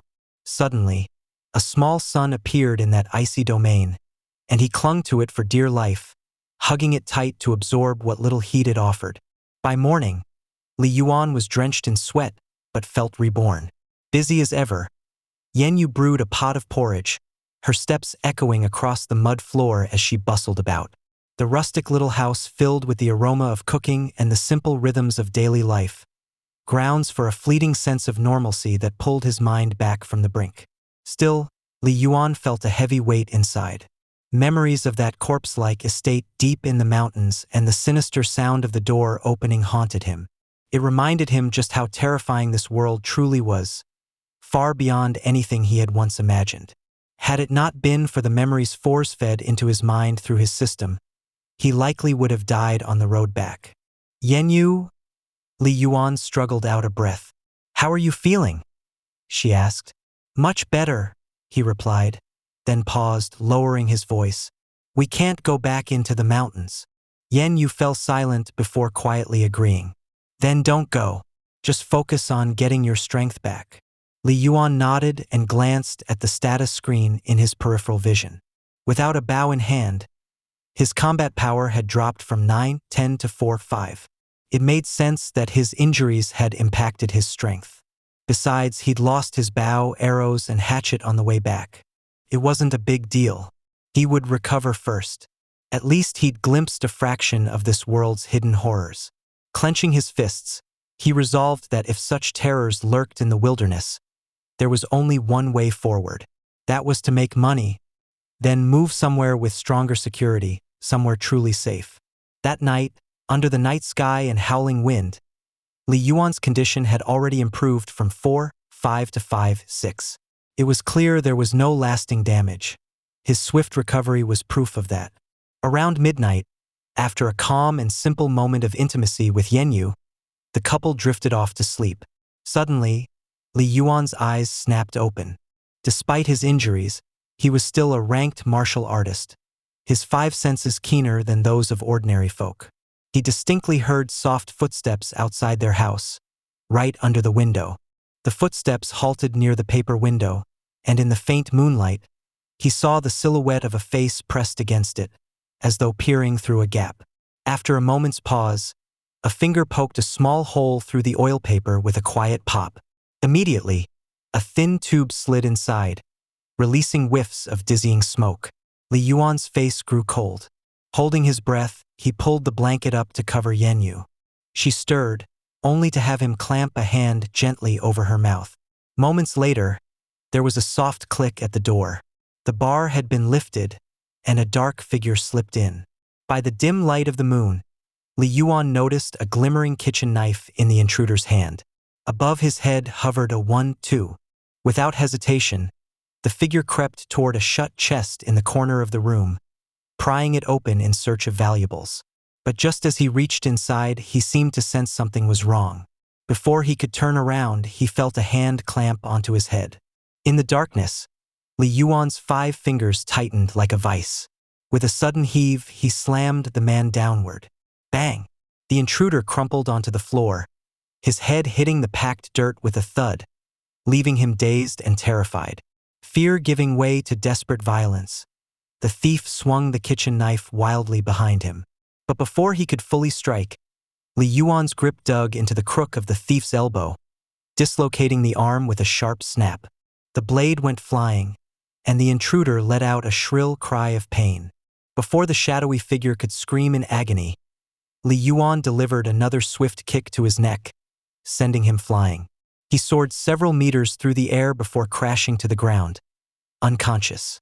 Li Yuan moved his shoulder and twisted his neck, feeling his strength rapidly returning. Suddenly, he bent down sharply, gripping the shadowy figure with one hand like a wild beast carrying a gust of malevolent wind. With a powerful thrust, he charged forward and threw the man out the door. He acted with precision, ensuring he didn't kill him. After all, without the kitchen knife, the threat was minimal. 01, a situation he could handle. Killing the intruder outright would have only caused unnecessary trouble. Yu finally stood up, quickly tucking the lime bag into her waist, grabbed her club, slipped on her embroidered shoes, and followed her husband. Are you feeling better? Much better. Yu felt a mix of inexplicable joy and worry. The expensive medicine was justified. It worked much more effectively. But she felt bad knowing there were still 3 doses left to take. Li Yuan pulled on his padded coat, wrapped it around himself, and stepped out the door with Yu. Under the dim moonlight, they saw that the unconscious figure was actually an old man. That's Uncle Ma from the village. Yu immediately recognized him. Why did he come here in the middle of the night with a knife and sedatives? Li Yuan snorted coldly. Seeing that our family has money, he grew greedy. He took advantage of my injury and you being a vulnerable woman at home. Yu understood. She looked down, stammering, Li Yuan, I'm sorry. Today I had no choice but to expose the family's money to get the medicine. Li Yuan spoke gently. What are you saying? You helped me get home, took care of me wholeheartedly, and gave me the best medicine. How could I blame you? Yu softly murmured. She gazed at the ground, her face showing a hint of sweetness. The two remained silent for a moment. Old Ma's cries must have been heard by several families nearby. They didn't come out because they were scared by the tiger attack from a few days ago. Yu said after looking around. That makes things a bit difficult for us. If they had come out, the situation here would have been clear at a glance, and everything could have been explained directly. If they don't come out, what are we going to do? Li Yuan frowned. The reason he hadn't directly knocked the man unconscious earlier was to make him call for help, hoping to attract the neighbors. But he hadn't anticipated that because of the tiger attack, no one dared to come out. He thought for a moment before saying, First, tie him up. Tomorrow, I'll take him to see the authorities, and in the meantime I'll go into town to buy a bow. Aha, I'll follow your lead, Yu replied. Li Yuan suddenly asked, How much money do we still have? Yu responded, Uncle Wang sold the 3 pheasants, 3 hares, and for roe deer you hunted to the Ginger Tavern for 200 large coins. Outside of daily living expenses, we haven't spent much of it. Li Yuan interrupted her. No need to talk about expenses. Just tell me how much money we have left. We have 140 large coins left, Yu said. Li Yuan was stunned. That much left? Have you been spending money at all? Yu replied, It's not easy for you to earn money outside. How could I be frivolous? Li Yuan said, Then give me 100 large coins first. I need to buy a new bow and bring back some millet, salt, sugar, incense, soapberries, and the like. Soon, Li Yuan had Uncle Ma tied up and locked in the storage room. He threw a worn blanket over Uncle Ma to prevent him from freezing to death, and then returned to bed with Yu. Yu, like a delicate bird clinging to Li Yuan's strong frame, remained quiet for a long time before she couldn't help but ask, Li Yuan, about the mountains. Just the mention of the mountains made Li Yuan's breathing quicken instantly. In the silent night, it felt as if a rotting, cold hand was clutching his neck, making it hard for him to breathe. After a long time, he finally calmed down, pulled up the quilt, and whispered, Have you heard of any strange occurrences? Strange occurrences? Like tales of ghosts and strange creatures. There are some stories about man-eating demons in the mountains, evil ghosts that make people lose their way, but no one has seen them. I thought it might just be to scare children, but some people have gone missing in the mountains, though such things aren't exactly strange. Yu replied. Then she looked at Li Yan and asked, Li Yuan, did you witness something? Li Yuan nodded gravely. He didn't say more, and Yu didn't press further. Both could feel the chill emanating from each other. The young couple held each other tightly, listening to each other's breathing and heartbeat in the dark night, drawing warmth and the courage to face their fears from one another. The next morning, a crowd had gathered in the village center. Isn't that Uncle Ma? Why is he at Li Yuan's house? Looks like he's still injured. Li Yuan seems to have recovered quite a bit. Hey, money really does make things better. You get what you pay for. The town doctors are amazing. Medicine works wonders. What money? Don't you know? Yesterday, Yen Yu handed over 60 large coins all at once to get her husband treated and medicine. Got it. 60 large coins? The speaker's eyes gleamed with a strange light. After taking another look at Uncle Ma, they immediately understood the situation, but then felt a bit uneasy. Why was this family so wealthy? In the courtyard, Li Yuan shook Uncle Ma. Uncle Ma groggily woke up and started wailing, "Ouch, ouch!" Li Yuan pointed at him and addressed the crowd. He broke into my yard last night, tampered with the door latch, and tried to enter with a kitchen knife and knockout powder. Luckily, I caught him. Today, everyone bear witness. I'm taking him to the county office and turning him in. At this moment, Uncle Ma fully regained consciousness. He looked around frantically and cried out, "I'm innocent, innocent. I was just walking near here yesterday when a dark figure suddenly knocked me out. Ouch, it hurts my arm. Hey, my arm." Li Yuan didn't hesitate. He pulled out the knockout powder and kitchen knife, asking, "Are these yours?" "No," Uncle Ma replied slyly. After a moment's thought, he continued crying, "Li Yuan, why are you attacking me? I'm old enough to be your father. I was just taking a night walk near your house. Is this really necessary?"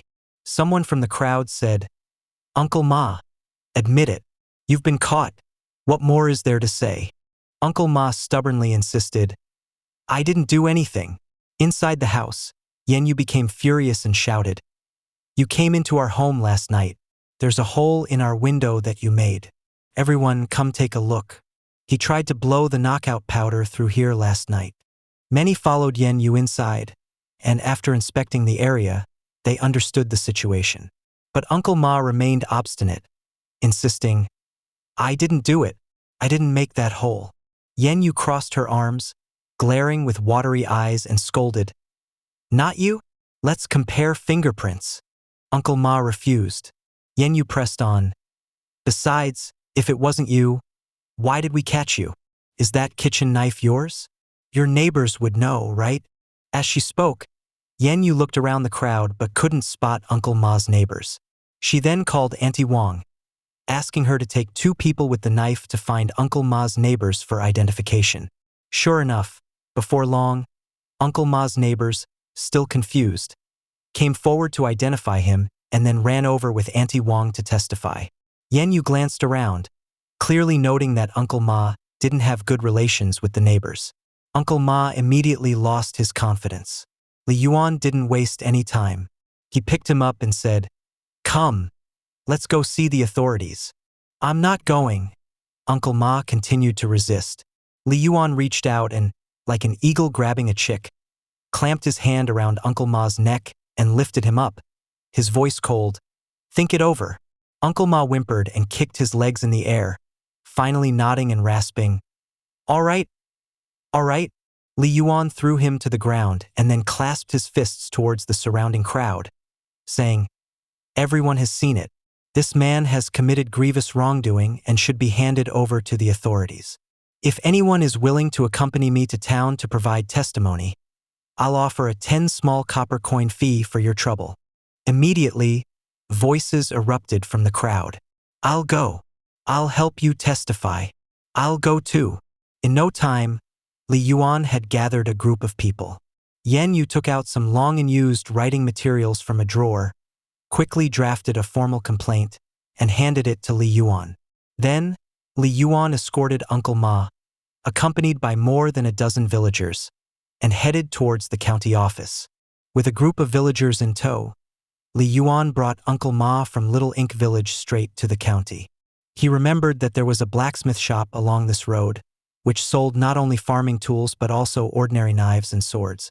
Last year, when he went hunting to sell his catch, he had vaguely seen a bow hanging inside the blacksmith shop, but he hadn't gone in. Firstly, his archery skills were mediocre. He couldn't even pull back a strong bow. Second, he was short on funds. But times had changed. Li Yuan now had 100 large coins, which was a full 10 taels of silver. Normally, he would have gone straight to the government office and then checked out the blacksmith shop after the matter was settled. However, as Li Yuan reached the entrance of the blacksmith shop, he suddenly said, "Please wait for me for a moment." Then he asked, "Who can help me hold the rope?" No one responded. Li Yuan was about to offer more money when suddenly a voice said, "I'll watch it for you." Li Yuan looked over. It was a tall, thin young man called Tian Bao, a kid from Uncle Yotsai's family in the village. He was usually very quiet and didn't interact much. This time, he wasn't drafted because he still had an older brother. Each family had one person drafted. His brother went, so naturally he didn't. As for Uncle Yukai, he had a broken leg and was bedridden, so he wasn't included in the draft. Perhaps due to various stresses, this reserved youth was beginning to come out of his shell. "All right." Li Yuan handed the rope to Tian Bao, then walked into the blacksmith shop. For him, sending Uncle Ma to the officials was just a secondary matter. His real priority was buying a bow. Inside the blacksmith shop, after some haggling, Li Yuan spent 20 large coins to buy a decent iron bow. Because of the famine, grain prices had almost quintupled, but weapon prices hadn't risen much. A year ago, buying an iron bow cost about 16 large coins. After purchasing the bow, he naturally needed to buy arrows. He bought a small tube of arrows, about 10 in a set, totaling another 20 large coins. The blacksmith threw in a decent quiver for free. In the blink of an eye, his 100 large coins had decreased to 60. Li Yuan held the bow, glanced over his combat power indicator. It had increased quite a bit. Originally, with his old bow, his overall strength was 24-25, but now it had increased to 39-40. In an instant, Li Yuan felt a surge of confidence. He shouldered the bow, and his entire demeanor seemed to shift subtly. However, he quickly adjusted his stance, ensuring he didn't appear overly showy as he walked out of the blacksmith shop. But he knew that from this moment on, he could freely display his strength, even if it was below 10 in overall combat power. And this strength was nothing short of the pinnacle among low-ranked martial artists. Once Li Yuan stepped outside, everyone stared at him in stunned silence, utterly speechless. Tian Bao spoke up, a hint of admiration in his voice. "You can actually draw this bow?"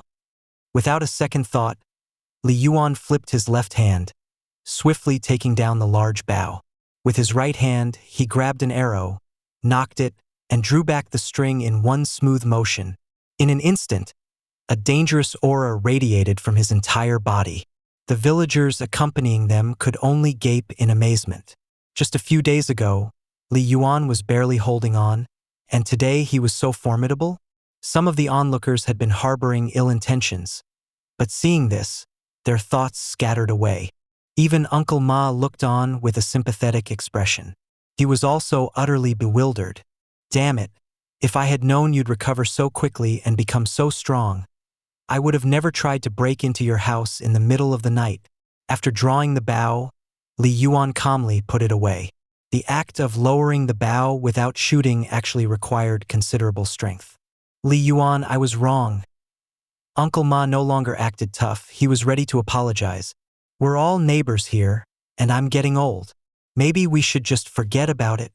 Li Yuan glanced at him and said, "When you brandished the knife yesterday and tried to drug me, why didn't you think it through then? Spare me, please, Li Yuan." Uncle Ma continued to plead.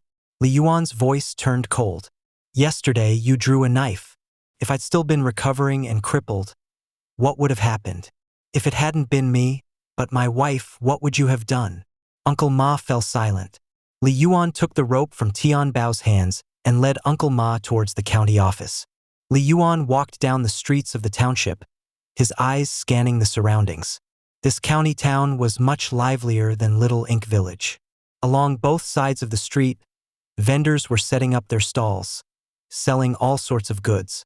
There were stands offering fruit and tea drinks, others selling fabrics and making clothes on the spot, some with steamed buns, meat and soup, others with alcohol, women's hair accessories, children's toys, and candy sculptures and candied haws on sticks. In short, the assortment of goods was scattered, but the variety was far beyond what Little Ink Village could offer. As for public security, just by observing the people walking down the streets, one could get a good idea of the situation. On these streets, people could at least openly and legitimately trade their goods. Unexpectedly, despite the county soldiers' significant defeat, the county magistrate being gone, and the county guard also missing, the town's public security remained surprisingly good. Beyond being baffled, Li Yuan couldn't help but feel a sense of longing deep within. If he could live here, not to mention anything else, at least he could occasionally take Yenyu for a stroll, or buy her new clothes. At night, he could still go out for a walk, enjoying a bit of romance. A moment of luxurious relaxation amidst the tensions of chaotic times. Unlike in Little Ink Village, where once night fell, all he could do was wrestle in bed. Soon, the group arrived at the county office. The place was closed. There was nowhere to submit the complaint papers. Li Yuan handed the rope to Tian Bao and stepped forward to beat the drum. Boom, boom, boom. After drumming for a while, the county office remained closed. Li Yuan waited a bit longer, but there was still no movement. He grabbed the drum mallet again, swung his arms, and started drumming more vigorously. Boom, boom, boom. The sound echoed far and wide. After a long time, the county office slowly opened, and a young man dressed in a county bailiff's uniform stepped out. Li Yuan glanced at the bailiff, who was armed with a saber, and assessed his overall combat power as about 7-8. He took the complaint paper written by Yenyu and respectfully handed it over, saying, "Sir, yesterday Ma Lu from Little Ink Village came into my house with a knife, intending to steal and assault me and my wife. I have captured him. The villagers can testify." The bailiff glanced at the muddy-legged villagers before him, did not accept the complaint paper, but looked directly at Uncle Ma and asked, "Did you break into his house with a knife? Did you intend to steal and assault him and his wife?" Uncle Ma hurriedly replied, "It's a misunderstanding. I didn't." The bailiff turned to Li Yuan and said, "All right, go back."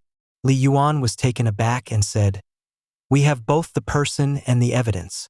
Why not investigate? Moreover, deciding whether to investigate should be up to the superior, right?" The bailiff frowned and responded, "Are you questioning me?" Next to them, Uncle Ma's eyes were rolling, and he suddenly exclaimed, "Bailiff, bailiff, I have something to report." The bailiff, growing impatient, asked, "What is it?" Uncle Ma fixed his eyes on Li Yuan and declared, "It's him, exactly him. He's the strongest person in our village, yet he evaded military service. More than a month ago, the authorities came to our Little Ink Village to draft soldiers, and he escaped into the mountains." The villagers fell completely silent, but Tian Bao angrily retorted, "You're full of nonsense. When Li Yuan came back looking so injured, who didn't see it? Was that him hiding?" Uncle Ma snorted coldly, "Isn't he fine now? Then he must have been hiding." Tian Bao replied, "No, Mrs. Yen was willing to spend money to buy good medicine for him." Uncle Ma ignored him and looked toward the bailiff, saying, "Bailiff, deserting military service is a serious crime. If you report this, wouldn't that be a great achievement?" The bailiff gave him a strange look, then glanced at Li Yuan and asked, "Did you flee to the mountains to avoid military service?" Li Yuan shook his head. "No, absolutely not." The bailiff waved his hand. "All right, everyone go back." Before leaving, he looked again at the iron bow strapped to Li Yuan's back and asked, "Can you pull it?" Li Yuan nodded. The bailiff glanced at him and said, "Let's see." Li Yuan flipped his hand, took down the large bow, knocked an arrow, and drew the string. He stopped when he felt he had pulled it to about a 10 in combat power. The bailiff nodded, praising, "Good man, put it away." Li Yuan put away the bow. The bailiff stepped forward and whispered, "You seem like a real guy, so I'll tell you the truth and consider us friends. The county's main power figures are dead now, and Gemhill County is now basically controlled by 2 families and 1 sect. They maintain the public security. If that old man bothers you and you can't stand it, just handle it quietly. No one is overseeing anymore." After saying this, the bailiff patted Li Yuan on the shoulder. Li Yuan smoothly handed over 10 large coins and asked, "What's your name?" I'm Kaizei. And you? I'm Li Yuan. The two clasped fists. Then the bailiff closed the door again. Behind the door, Uncle Ma was dumbfounded, so scared that he lost control of his bowels and collapsed to the ground. Uncle Ma collapsed onto the ground. He hadn't heard what the bailiff had whispered to Li Yuan, but he sensed it boded ill. He started wailing like a scoundrel in a street brawl. Help! Somebody help! Murder! This was the county office, so he assumed shouting for help would surely draw more bailiffs. But he was wrong. No matter how much he screamed, the gates remained firmly shut. At one point, Tian Bao looked like he wanted to gag the old man, but Li Yuan shot him a warning glance. Li Yuan simply allowed Uncle Ma to howl until his voice was ragged. Even so, the gates stayed closed. Narrowing his eyes, Li Yuan realized that Kaizei wasn't lying. It's really come to this. For all Uncle Ma's screaming, not a single bailiff reappeared. That meant government authorities no longer maintained order in Gemhill County. The villagers from Little Ink Village grew uneasy. One of them asked, Li Yuan, what's going on? Keeping his voice light, Li Yuan said, Nothing, really. The bailiff from a moment ago, he's an old friend of mine. We recognized each other, and he told me I could handle this any way I like. Said even if I killed someone, it'd be fine. Someone blurted out, That's impossible. What about the law? Another onlooker shook his head in disbelief. No way. Wasn't Monk Pan executed for his crimes not too long ago? Li Yuan didn't argue. He simply strode forward, grabbed Uncle Ma, slapped him silent, then twisted and broke his other arm. Uncle Ma howled in agony, but the county office gates never opened. Terror flooded Uncle Ma's eyes. Glancing at the crowd, Li Yuan said, Take him back first. With that, he turned slightly to look at Tian Bao, who was watching him with unconcealed admiration. Don't worry, Li Yuan, Tian Bao said. I'll drag this old man back myself. Li Yuan nodded, handed him 2 large coins and said, Go exchange these for small copper coins. Give 10 to each person. Whatever's left, you keep. Tian Bao hesitated. I don't need much. I just want to follow you. Li Yuan patted him on the shoulder. Trust me. Living your own life well is better than tagging along with me. Li Yuan, Tian Bao stammered a bit but swallowed the words. All he could do was bow. Okay. With that, he and the others led Uncle Ma back the way they came, leaving Li Yuan behind. Though he seemed outwardly calm, Li Yuan was inwardly shaken. What Kaizei had informed him still echoed in his mind. If he could kill people with impunity, wouldn't others be just as free to kill him? That wouldn't do. He had to figure out what was really happening. Once the others left, Li Yuan took a deep breath, steadied himself, and knocked on the county office gate again.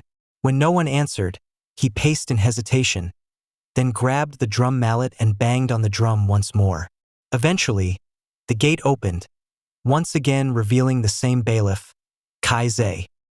He looked annoyed at first, ready to bark at whoever was outside. But seeing it was Li Yuan, he reined in his temper and asked, Didn't we just speak? What do you want now? Li Yuan cupped his hands in greeting. Well, it's nearly noon. I thought maybe you and I could share a meal. We hit it off so well earlier. So I thought, perfect time to raise a glass or two. Don't you think? Sizing up the iron bow slung across Li Yuan's back, Kaizei nodded. Are you a local? Li Yuan grinned. Yes, though I moved out to Little Ink Village 3 years ago to make a living as a hunter. A hunter, are you? This county hasn't issued many hunting permits, and I don't recall any going to a family named Li, Kaizei said. Li Yuan replied, I got mine back when the previous magistrate was in office. The previous magistrate. A flicker of recognition crossed Kaizei's face. What's your father's name? Li Zhao. Took him a moment to place it, then his eyes lit up. With a hearty laugh, he clapped Li Yuan on the shoulder. So you're Li Zhao's boy. When I first joined the county office, your father was still on duty. Heard he was badly wounded on some case for the magistrate and then retired. Li Yuan paused. He knew his father had worked at the county office ages ago. But by the time his father had passed away from the outbreak, no one had shown up at the funeral. It was a pleasant surprise to discover a connection with someone in the current county office. Feigning excitement, he said, "What a coincidence indeed!" Laughing, Kai-Zai gave Li Yuan's arm a squeeze. "Then our meeting today is fate. All right, let's raise a glass together." Moments later, Li Yuan found himself pulled into the heavenly scent pavilion, with a young courtesan brought over to pour drinks. He inwardly winced at the likely cost, but he needed information and couldn't just refuse. He kept a careful eye on the fruit, wine, and other luxuries on the table, ready to put a stop to things if they got too expensive, even at the cost of losing face. Before that moment arrived, though, he toasted Kai-Zai and cut straight to the point. "Kai-Zai, all I want is a stable life. But now it seems the county is in chaos. Can you tell me what's really going on?" Smiling, Kai-Zai pointed at the courtesan. "Better to ask her. She knows the ins and outs here as well as anyone." Li Yuan turned toward her. "May I ask your name, miss?" She giggled. "Oh my, I'm not just any miss. You can call me Madame Yun." Gently swaying her hips, she slipped into his lap, settling onto his thigh. "Now, what would you like to know, handsome?" Li Yuan didn't resist. He wasn't some virtuous monk or bashful teen. Having a pretty stranger in his lap didn't bother him. Besides, he was paying for it. Might as well enjoy the moment. "All right, Madame Yun, please enlighten me." She pouted playfully. "Let's have you drink another cup first, then I'll talk." Li Yuan obliged, downing his wine in one go. Madame Yun then explained, "Right now, it's all in the hands of two families and one sect, the Wei family, Sun family, and the Bloodblade sect. Our heavenly scent pavilion is under the Bloodblade sect's protection, which also extends over Silver Creek, Violet Haven, and Parasol Town, the three best townships in Gem Hill County." "What about the government?" Li Yuan asked. She giggled again. "Another cup, handsome." He downed a second one without hesitation. "Well," she continued, "it's hardly a secret. Here at Heavenly Scent Pavilion, we recognize only the Bloodblade sect, not the government. It's been that way for ages. It used to be that Violet Haven and Parasol Town were held by the magistrate and the county captain. But since they're gone now, those townships naturally fell under the sect. The Wei and Sun families did something similar. Each originally ran just one town, but they've taken over 3 apiece. As for somewhere poor like Little Ink Village, nobody cares enough to claim it, so it's left to its own devices." Li Yuan's mind whirled. Everything he once knew about this place was just the tip of the iceberg. People like Madame Yun, those hovering at the edges of society, seemed to have a better sense of how things really worked. So in Gem Hill County, it appeared that local powerhouses overshadowed the government authorities. Suddenly, a thought struck him. He jiggled his legs slightly and said, "Madame Yun, why don't you pour a drink for Kai-Zai over there? Don't mind me." Reluctant to move from Li Yuan's lap, she stood and sashayed toward Kai-Zai, swaying her hips all the while. But the bailiff blocked her with one hand and barked a laugh. "Come on, one girl shifting from lap to lap is dull. Let's call in another." Li Yuan felt his stomach drop. "Kai-Zai, about our bill." Frowning, Kai-Zai said, "How much money do you have left?" Li Yuan forced a chuckle. "Not to hide anything, but I've only got 48 large coins, no more." "That's plenty," the bailiff replied. Then, pointing to Madame Yun, he added, "You make sure to look after my brother here." Madame Yun giggled. "Of course." Then she went off to summon another girl. Li Yuan watched her go, silently lamenting how fast his money was disappearing. Yen Yu had given him 100 large coins, and already half were spent in a single day. "Fine. If I'm blowing this much money, I'd better get something in return," Li Yuan muttered to himself. He cleared his throat and tried again. "Kai-Zai, I grew up in Silver Creek, but I moved away. Now that I'm older, I'd like to settle down back in my old neighborhood.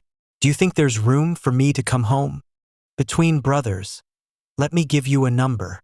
Crossing his 2 fingers, Kai-Zai made the character which represented the number 10. "All it takes is 10 taels of silver. I'll help you secure a spot." That mostly involves transferring your household registration and filing it with the Bloodblade sect. Once it's approved, you can purchase property in Silver Creek with a residency permit. Li Yuan nodded. All right, I'll come find you in a while with the silver. I'm counting on you. No problem. Kaizei laughed heartily. Moments later, Madame Yun returned with a second young woman in tow. The newcomer, all graceful curves and demure smiles, walked up to Kaizei and greeted him sweetly. I'm Warner, sir. Delighted to make your acquaintance. Spreading his legs apart, Kaizei motioned her over, and Warner promptly perched on his lap. Madame Yun, meanwhile, settled back onto Li Yuan's thigh. 2 men, 2 women, drinking and flirting without restraint. After a few rounds of wine, Kaizei let his guard down completely. You've heard of the Red Lotus rebels, right, brother? Let me tell you something. Even if the Red Lotus rebels break through Gemhill County, they still won't touch Silver Creek. Because Silver Creek is the heart of the Bloodblade sect. They can occupy other townships without issue, but trying to seize Silver Creek would mean picking a fight with our superiors. And they're not that stupid. Your sect, the Bloodblade sect? I'm both a bailiff and a disciple of the Bloodblade sect, he replied with a booming laugh. I'm impressed. But may I ask, who's above the Bloodblade sect? You don't need to know that. Cradling Warner in one arm and a cup in the other, Kaizei went on. This empire is really just the largest martial force under the heavens, and it was only the largest in the early days of its founding. Once the experts in the imperial capital can't suppress the powers of the Jianghu, and when famine, disasters, and chaos push the people past their limits, any major faction might rise up against the empire. But that's got nothing to do with our Bloodblade sect. The county magistrate and the captains serve the imperial court. Fighting to the death is their duty. And if common people don't have a faction backing them, they have to defend themselves. Otherwise, when the Red Lotus rebels sack the county, they'll loot and burn everything in sight. But as for us, we don't have to get involved. The empire has its laws, and the martial world has its rules. Each sect claims its own territory, a land within the land, a nation within a nation. If the Red Lotus rebels want to overthrow the empire, that's their business. But if they invade a sect's stronghold, that's tantamount to declaring war. Li Yuan ventured. So, about that residency spot in Silver Creek, can 10 Tails of Silver really make it happen? It can. Kaizei's eyes gleamed as he looked Li Yuan over. Every sect wants new talent. You're young, and you've already made a name for yourself. The Bloodblade sect would be happy to let you settle in Silver Creek. Other people, though, they don't get that privilege. You think I go around calling everyone brother so casually? A little while later, still tipsy, Kaizei led one of the courtesans off to a private room. Madame Yun, feigning drunkenness, draped herself across Li Yuan, waiting for him to undress her and tumble into bed. Li Yuan considered it for the briefest moment but ultimately decided not to. Sharing a few drinks was one thing. Truly going through with it was another. He wasn't that desperate, and besides, his wife at home was prettier. He asked, "Do you think 48 large coins will cover tonight?" With a coquettish giggle, she lounged in his arms and said, "I've been keeping track, little sir. I can even give you a 3 large coin discount. Once I realized how strong you are, well, I find myself both happy and intrigued. We see plenty of men in this line of work, but a fine young fellow like you is rare. I hope you'll come by often." Noticing he made no move to join her, Madame Yun leaned in and whispered, "Carry me to the bed. When we're done, I'll tell you everything you want to know." Li Yuan hesitated. It wasn't just paying for fun anymore. She was using information to entice him. Sensing his reluctance, Madame Yun suddenly asked, "You have a wife, don't you?" "Yeah." She chuckled. "I like men like you. Every fellow who comes here has a wife somewhere. But once they've had a few drinks, how many of them don't jump at the chance to pull me into bed? You're different." Li Yuan privately took her flattery with a grain of salt, but Madame Yun seemed genuinely amused. "If you don't want to lay with a woman like me, that's your choice," she teased. "But maybe you'll come back sometime, at least to keep me company, I don't come to places like this much. I'm only here because Kai Zhe insisted. She eyed him keenly. You might change your mind. Oh? Why's that? Because next time you might come as a disciple of the Blood Blade sect. By dusk, Kai Zhe was draping an arm around Li Yuan as they left Heavenly Scent Pavilion. When you have the silver, come find me in Silver Creek, he said. I live on White Cloud Alley. From the entrance, it's the second house on the left. They bid each other farewell and went their separate ways. When Li Yuan returned to Little Ink Village, night had already fallen, yet the village was bustling more than usual. A woman called out, Li Yuan, you're only just getting back? Sure am, he replied. What's going on? She gave him a strange look before forcing a smile. Oh, nothing. Ma Lu's dead. Someone stabbed him all over. But that bastard had it coming. Li Yuan froze. I only just got back. I had nothing to do with it. Nobody else said much. They scattered quickly, clearly aware of the day's earlier drama in town.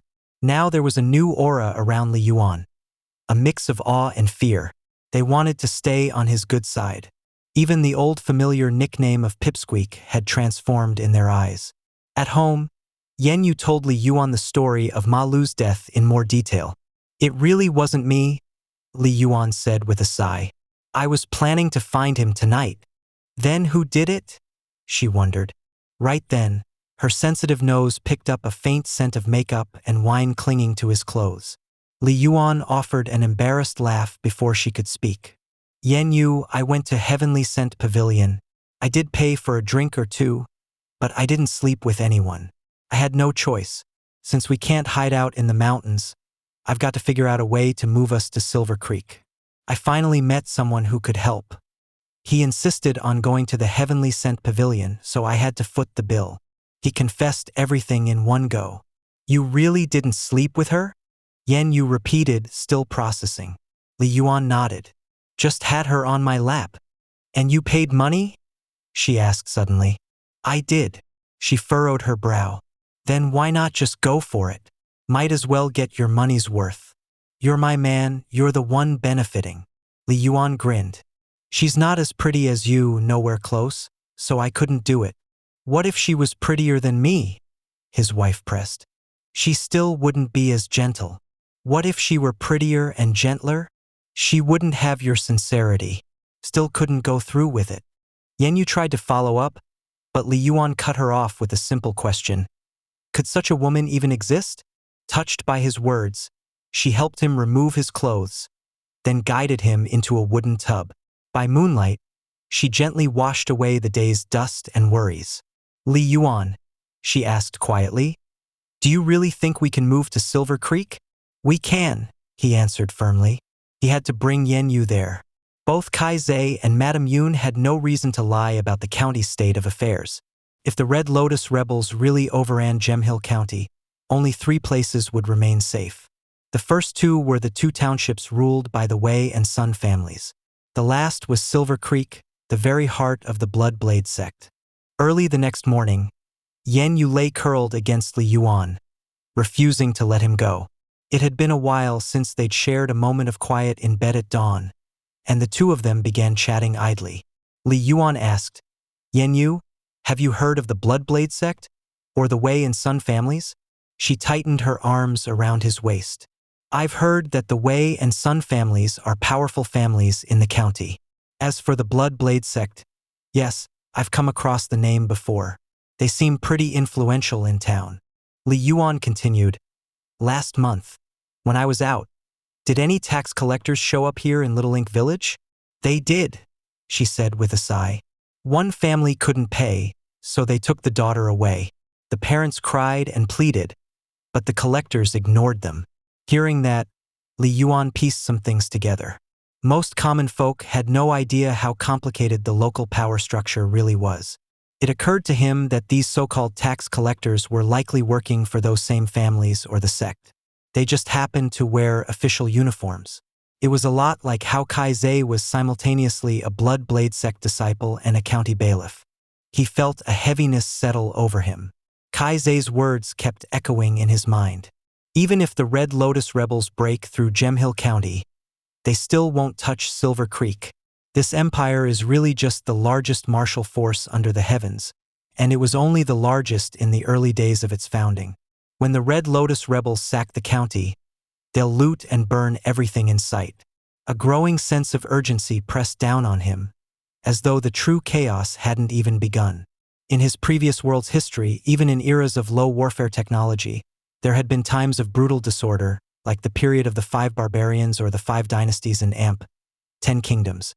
Here, the imperial court openly tolerated entire nations within the nation, powerful sects and clans, while remote mountains housed terrifying dangers of their own. If everything fell apart, what would it look like? Li Yuan didn't dare imagine. I have to pull together enough silvertails fast and move us to Silver Creek, he thought. Still, he couldn't just take Kaise's word at face value. He planned to visit the Ginger Tavern in Silver Creek soon to do some investigation himself. If it was still bustling, they'd surely be needing meat, which meant a good chance to sell his game. With that in mind, Li Yuan rose. As soon as he moved, Yen Yu let her long legs slide off him. Getting up already? He nodded, flipping the blanket off and tugging on his pants. Under the covers, Yen Yu, her eyes bright, lifted the blanket too, briefly revealing her pale skin. "I'll get up too," she said with a playful grin. "Oh, by the way, the clothes that smelled like cheap perfume yesterday? I went ahead and washed them. I hope you're not upset." Li Yuan shook his head. "You're really bringing that up again?" She rolled her eyes with amused exasperation. "I'm a woman, aren't I?" He had to admit she wasn't wrong. They bantered a bit more as they got dressed. Once ready, Li Yuan headed out to wash up, while Yen Yu stoked the fire to heat some millet porridge and salt-cured meat for breakfast. She'd preserved quite a bit of salted meat thanks to their supply of salt and pork. They ate quickly, and Li Yuan picked up his bow, ready to leave. Meanwhile, Yen Yu tossed his worn clothes into a wooden basin, grabbed a laundry paddle, and called out to Auntie Wang to join her in the washing. Stepping outside, Li Yuan noticed a tall, lanky figure hovering nearby, Tian Bao. The moment Tian Bao saw him, he jogged over. "Good morning, Li Yuan." "What's the matter?" Li Yuan asked. I want to follow you," Tian Bao blurted, head lowered. His older brother had been conscripted and was almost certainly dead by now. That left only Tian Bao and his ailing father, hardly much of a life. Surrounded by despair, he felt the coming chaos pressing down. Rather than wait to die, he wanted to find something or someone to stake his life on. "I really mean it," Tian Bao said. "I know how things work in the Jianghu. If I pledge myself to you, my life is yours. Whatever you say, I'll do. If anyone tries to hurt you, I'll fight them to the death." Li Yuan patted the boy on the shoulder. "Kid, I'm not really part of any gang. What good is following me?" Tian Bao took a few deep breaths, then spoke softly. "I was the one who went out at night and killed Ma Lu. I knew you were still in Silver Creek, so nobody would suspect you. It couldn't be pinned on you at all." Li Yuan stared at him. "Please." Tian Bao suddenly dropped to his knees. In truth, Li Yuan had planned to kill Ma Lu himself. No matter how discreetly he did it, though, it would still come back to him eventually. Tian Bao's action had quietly removed that problem. The young man clearly had guts and enough wits to see the bigger picture, qualities useful in a lawless world. "Was that your first time taking a life?" Li Yuan asked. Tian Bao nodded. "Yes. How did you feel afterward?" "Nervous and restless. I couldn't sleep all night." His eyes were red, shot through with sleeplessness. Li Yuan considered for a moment.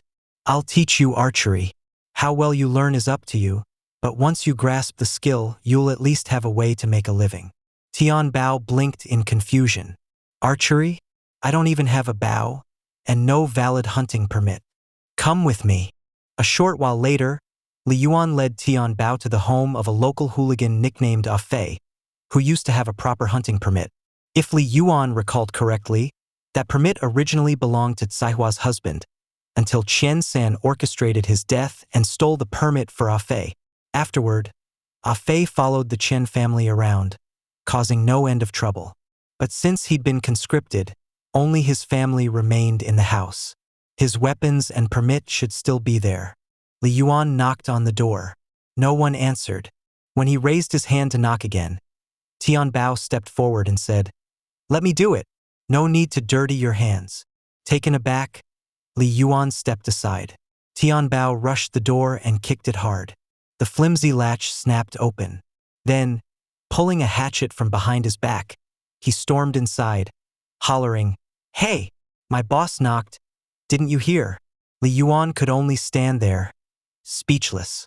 Inside, a middle-aged woman cowered in fear. Moments later, trembling all over, she handed over the hunting permit, a makeshift bow, and some arrows. Li Yuan tossed 2 large coins to her. "We're buying these from your family."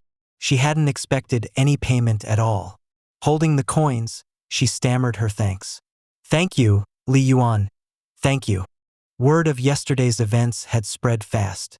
Everyone knew Li Yuan was backed by the local authority. Any attempt to report Ma Lu's murder had gone nowhere. That said it all. Nobody dared cross him now. Tian Bao hugged the permit to his chest, beaming as he ran a hand along the rough wooden bow. Li Yuan glanced over at him. Though Tian Bao had never been a thug, he now seemed fired up, determined to change his fate in these troubled times, no matter the cost. Many more people were likely to end up just like him. "Tian Bao," Li Yuan said. "Yes, boss. When you learn archery from me, remember these words. Stay low-key. Whether you're still training or already able to use a bow, don't throw my name around. If you keep acting the way you just did, I won't teach you anymore." "Understood." Realizing he'd overstepped, Tian Bao hung his head, mumbling, "I am sorry." Li Yuan patted him on the shoulder. "All right, come hunting with me." If chaos was coming, Li Yuan needed to earn money as fast as possible. Another pair of hands might help, and with Tian Bao around, Li Yuan wouldn't have to do everything himself. The boy also had potential. Li Yuan could keep an eye on him, gauge his reliability. Even if he only served as Li Yuan's eyes and ears back in Little Ink Town after the move to Silver Creek, it would be worth it. As for whether Tian Bao might become hard to handle, Li Yuan didn't think so. He himself was already a ranked martial artist and had more potential to draw on. Tian Bao was just an ordinary kid, not ranked at all. If Li Yuan couldn't keep someone like him in check, he might as well run headfirst into a brick wall and be done with it. 3 days later, by dusk, a tall, lanky teenager pushed a cart to a stop in front of the Ginger Tavern in Silver Creek. On the cart rested a large wild boar. Wiping sweat from his brow, the youth glanced at Li Yuan and said reverently, "Li Yuan, we're here." Li Yuan nodded, hoisted the wild boar onto his shoulder with impressive ease, and walked straight into the tavern through its back entrance. The day before, he had already arranged things with a contact there, a connection originally introduced by Uncle Wang. Watching Li Yuan's display of strength, Tian Bao was filled with awe. Over the past couple of days, he'd seen just how formidable Li Yuan really was. Li Yuan's archery, in particular, seemed almost supernatural.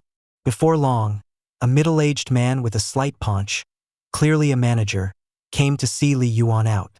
In this chaotic time, a dependable stream of fresh meat was worth its weight in silver. This manager had learned Li Yuan was no pushover. The man brought in boar he'd hunted that very morning, not covered in too many wounds and perfect for the tavern's needs. "Bring your next catch here," the manager said with a smile.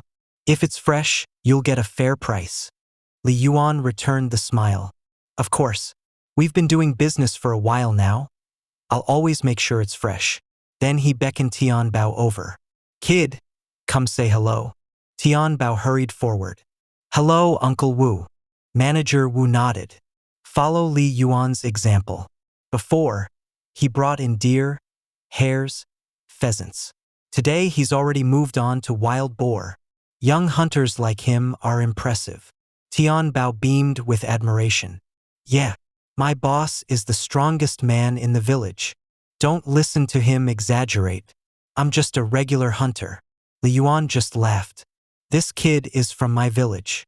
If I ever can't make a delivery myself, I'll have him handle things." "That's fine. I'll remember him," Manager Wu replied, smiling at Li Yuan.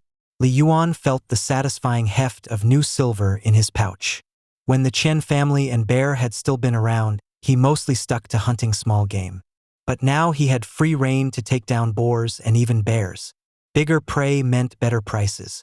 This time, he'd brought in a sow that Manager Wu estimated at just under 150 kilograms. The Ginger Tavern paid him 30 taels of silver, split into 2 10-tael ingots, 5 one-tael nuggets, and 50 large coins. Li Yuan tossed Tian Bao 2 large coins. Surprised, Tian Bao quickly tried to refuse. "Boss, why are you giving me money? It's your boar, and you taught me how to hunt. I can't possibly." "Take it," Li Yuan insisted. "Go back to the village. I'll be along later." "Okay." Tian Bao took the cart and headed home. Li Yuan lingered for a while, then circled back to the tavern. A kitchen hand spotted him and waved. "Hey, Li Yuan, you're still here." Li Yuan smiled. "Is Manager Wu around?" "Sure, I'll call him." The hand dashed off but ended up taking quite some time. Li Yuan waited patiently, and only after about the time it would take to burn 2 sticks of incense did Manager Wu appear, looking harried. "Did you need something?" Li Yuan grinned. "It's getting dark, and I've got some silver in my pocket. Thought I'd treat you to a drink." Manager Wu gave him a knowing look. "You rascal, you must have something else in mind." "Nothing special," Li Yuan said. "You've been such a help. I'd feel bad not treating you to a meal now that I've made some money. I'm not an ungrateful man. Slogging through the mountains for a living is tough," Manager Wu replied. "You've earned every bit of coin you make." Li Yuan suddenly suggested, "How about Heavenly Scent Pavilion?" Manager Wu was startled. He'd thought Li Yuan might just buy him a simple meal and some cheap wine. Heavenly Scent Pavilion, however, was one of the most high-end establishments in Silver Creek, a place common folk could rarely afford. If Li Yuan was that serious, "Well, if you're set on it, I won't say no," Manager Wu said.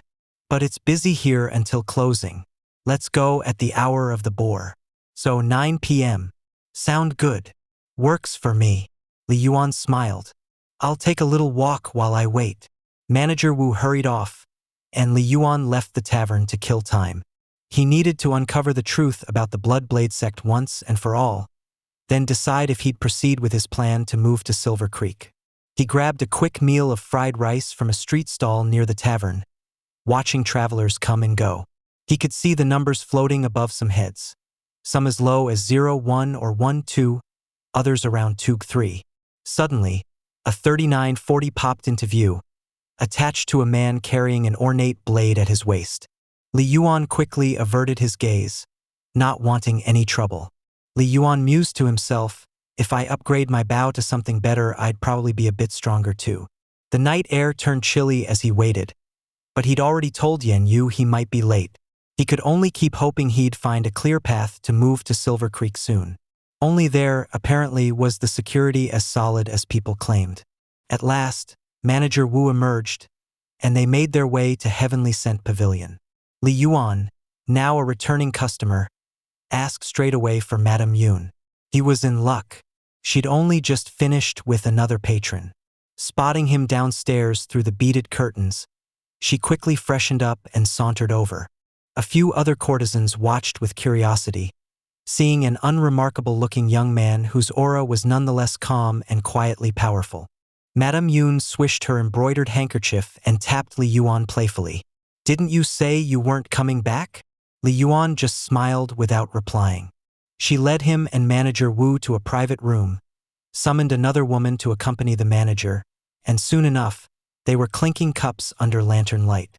Manager Wu wasted no time taking his companion to one of the smaller side chambers. Madame Yun then turned her attention to Li Yuan, teasing, "It's late. Surely you're not going home to your wife now? Need me to attend you for the night? I'll take a quick bath. Give you a lovely evening." Li Yuan shook his head. "Save me some money, will you? Tonight, no bed, but I'll still pay your fee. I'll come see you again next time." That earned him an arch look. "You're a wife's dream, you know," she quipped, though he didn't believe her sincerity. She persisted. "Money aside, it's a long night. What do you plan to do with me?" Just talk, he answered, eager for more information about Gem Hill County. By dawn, Madame Yun, unable to fight her fatigue, had drifted off to sleep. Li Yuan quietly settled the bill. This time it ran to 6 taels of silver because they'd stayed overnight. Closing his eyes to rest for a short while, he waited for Manager Wu to emerge. Eventually, Manager Wu stepped out looking rather pleased with himself. The two men left the brothel together. Li Yuan, Manager Wu said, you're a generous man. Next time you visit the tavern, let me at least buy you a few cups of wine. No need, Li Yuan replied. If I come to the tavern, I'm there to do business, not to impose. But I do hope you'll keep an eye out for any good deals on game. Manager Wu grinned. No worries on that front. You can count on me. Li Yuan paused. Actually, there's something I wanted to ask you. Sure. What is it? The manager was in an excellent mood. Do you have any relatives in the Bloodblade sect? The question stopped Manager Wu in his tracks. You? Why do you ask? Li Yuan simply waited. Looking baffled, Manager Wu shook his head. I don't have any family in the Bloodblade sect. They're a world apart from us normal folks. All I know is that in Silver Creek, the sect stands at the very top. And if someone offered to introduce you to the Bloodblade sect? Li Yuan probed. Manager Wu's eyes lit up. Really? Tell me what they want. I'd give whatever I have if it means joining the sect. Li Yuan fell silent, realizing that was all the confirmation he needed. The Bloodblade sect was indeed the place to be. His conversation with Manager Wu wrapped up with Li Yuan laughing. I'm just joking around. I was just curious how powerful that sect really is. Manager Wu gave a dry chuckle. Right, what was I thinking? He's just a hunter. How could he possibly have a direct line to the Bloodblade sect? The difference between them is like earth and sky. He sniffed. They're plenty powerful, I'll say that. After parting ways, Li Yuan didn't head straight home. Instead, he hurried to Silver Creek's most upscale restaurant, Cicada's Cuisine, which Madame Yun had mentioned the night before. For 2 taels of silver, he bought a fancy boxed breakfast. Then he made his way to White Cloud Alley. Upon arriving, he stood in front of the second house on the left and knocked on the door. Li Yuan knocked on the door a few times, then patiently waited without continuing. He took a step back to size up the houses along White Cloud Alley in Silver Creek. They weren't particularly fancy. Black-tiled roofs and white walls, plain and unassuming. The ground was uneven dirt, with no flooring. The alley itself was cramped, the buildings pressed close together. Take a few steps from one front door, and you were already at the neighbors. Still, in Silver Creek, this was considered a mid-tier residential area. Just yesterday, Li Yuan had struck up a conversation with a local who lived in a wooden shack far more basic than anything found even in the villages. However, its single perk was being near the main road, making it easier to shop and run errands. While Li Yuan was lost in thought, a small door off to the side creaked open. Out stepped a young woman in heavy makeup, yawning as she made her way out. She glanced at Li Yuan, her face showing mild disdain, then strolled off into the early dawn. He blinked in confusion. Did she guess right away that he wasn't from here? Just some country bumpkin? Whatever the case, the sight of her walking around so late confirmed something he'd noticed from the upper balcony of the Heavenly Scent Pavilion the previous night. Silver Creek's public safety was far better than back in Little Ink Village. People here could wander out wearing fine clothes, even in the dead of night, without fear. Eventually, the door in front of him opened. A maid he didn't recognize peered out, looking him over. "Who are you here to see?" she asked. Li Yuan held out a box of breakfast pastries from Cicada's Cuisine. "My name's Li Yuan. I'm looking for Kai Zhe. May I trouble you to let him know I'm here?" The maid took the box and nodded politely. "Wait here. The master hasn't gotten up yet." Li Yuan smiled. "No rush." He waited a good while before a young man finally emerged, dressed in the uniform of a bailiff. Spotting Li Yuan by the door, the young man grinned. "You're here. Come on in." Li Yuan shook his head. "I know you've been busy all day, so I won't impose. I just came to deliver the silver I promised." He took out 2 small pouches. One held a 10-tael silver ingot, the other 5 silver nuggets. Kai Zhe weighed them in his hand and looked pleased. You gathered all this so quickly? Li Yuan shrugged. I went into the mountains yesterday, risked my neck, and managed to bag a wild boar. Sold it for enough to scrape together the rest. Kai Zhe nodded. You're a capable man who knows the ropes. All right, give me 5 days to take care of everything. Come back then and pick up your residency papers. Thank you. Li Yuan gave a sincere bow. If there's nothing else, I'll leave you to your day. By the time Li Yuan got back to Little Ink Village, Li Yuan's 30 taels of silver had dwindled to 7. It hurt, but he had to spend it. Skimping on bribes and fees would only lead to worse trouble. When he returned home, Yan Yu took one look at his red eyes, reeking of alcohol and perfume, and said nothing. She simply heated water for his bath and helped him to bed. Just as she was about to go wash his clothes, he grabbed her wrist. She turned back, surprised. Li Yuan held her gaze and said, Yan Yu, I didn't sleep with another woman. She responded happily. Though winter hadn't yet passed, warmth bloomed in her bright eyes as though spring had arrived early. After a quiet moment, she teased him. You paid for it and still didn't do anything? Where else am I going to find a man as silly as you? Yet she seemed genuinely pleased, gathering his clothes into a wash basin before heading off to the river with Auntie Wang to do the laundry. Li Yuan slept until dusk. After a simple dinner, he stepped outside for some air, gazing toward the small mountain near Little Ink Village. His mood darkened. The past 2 days in the mountains, he hadn't seen Calico, the tiger that used to find him by scent, even sneaking down to the village if Li Yuan stayed home. Yet this time, there'd been no sign of it at all. He recalled how Calico had risked its life to warn him of danger, letting him escape. He owed a debt to that animal now. But going deep into the wilderness again, not a chance. He'd almost lost his life there once, and he wouldn't tempt fate again. As he was pondering, a middle-aged man approached, trembling. Recognizing him as Uncle Yukai, Li Yuan asked what was wrong. Yotsai's eyes were red. Li Yuan, my son, Tian Bao. He told me not to bother you, but what happened? Tian Bao, yesterday he got ambushed. They beat him up pretty bad, stabbed him in the eye. He's in bed now. Li Yuan followed Uncle Yukai back home.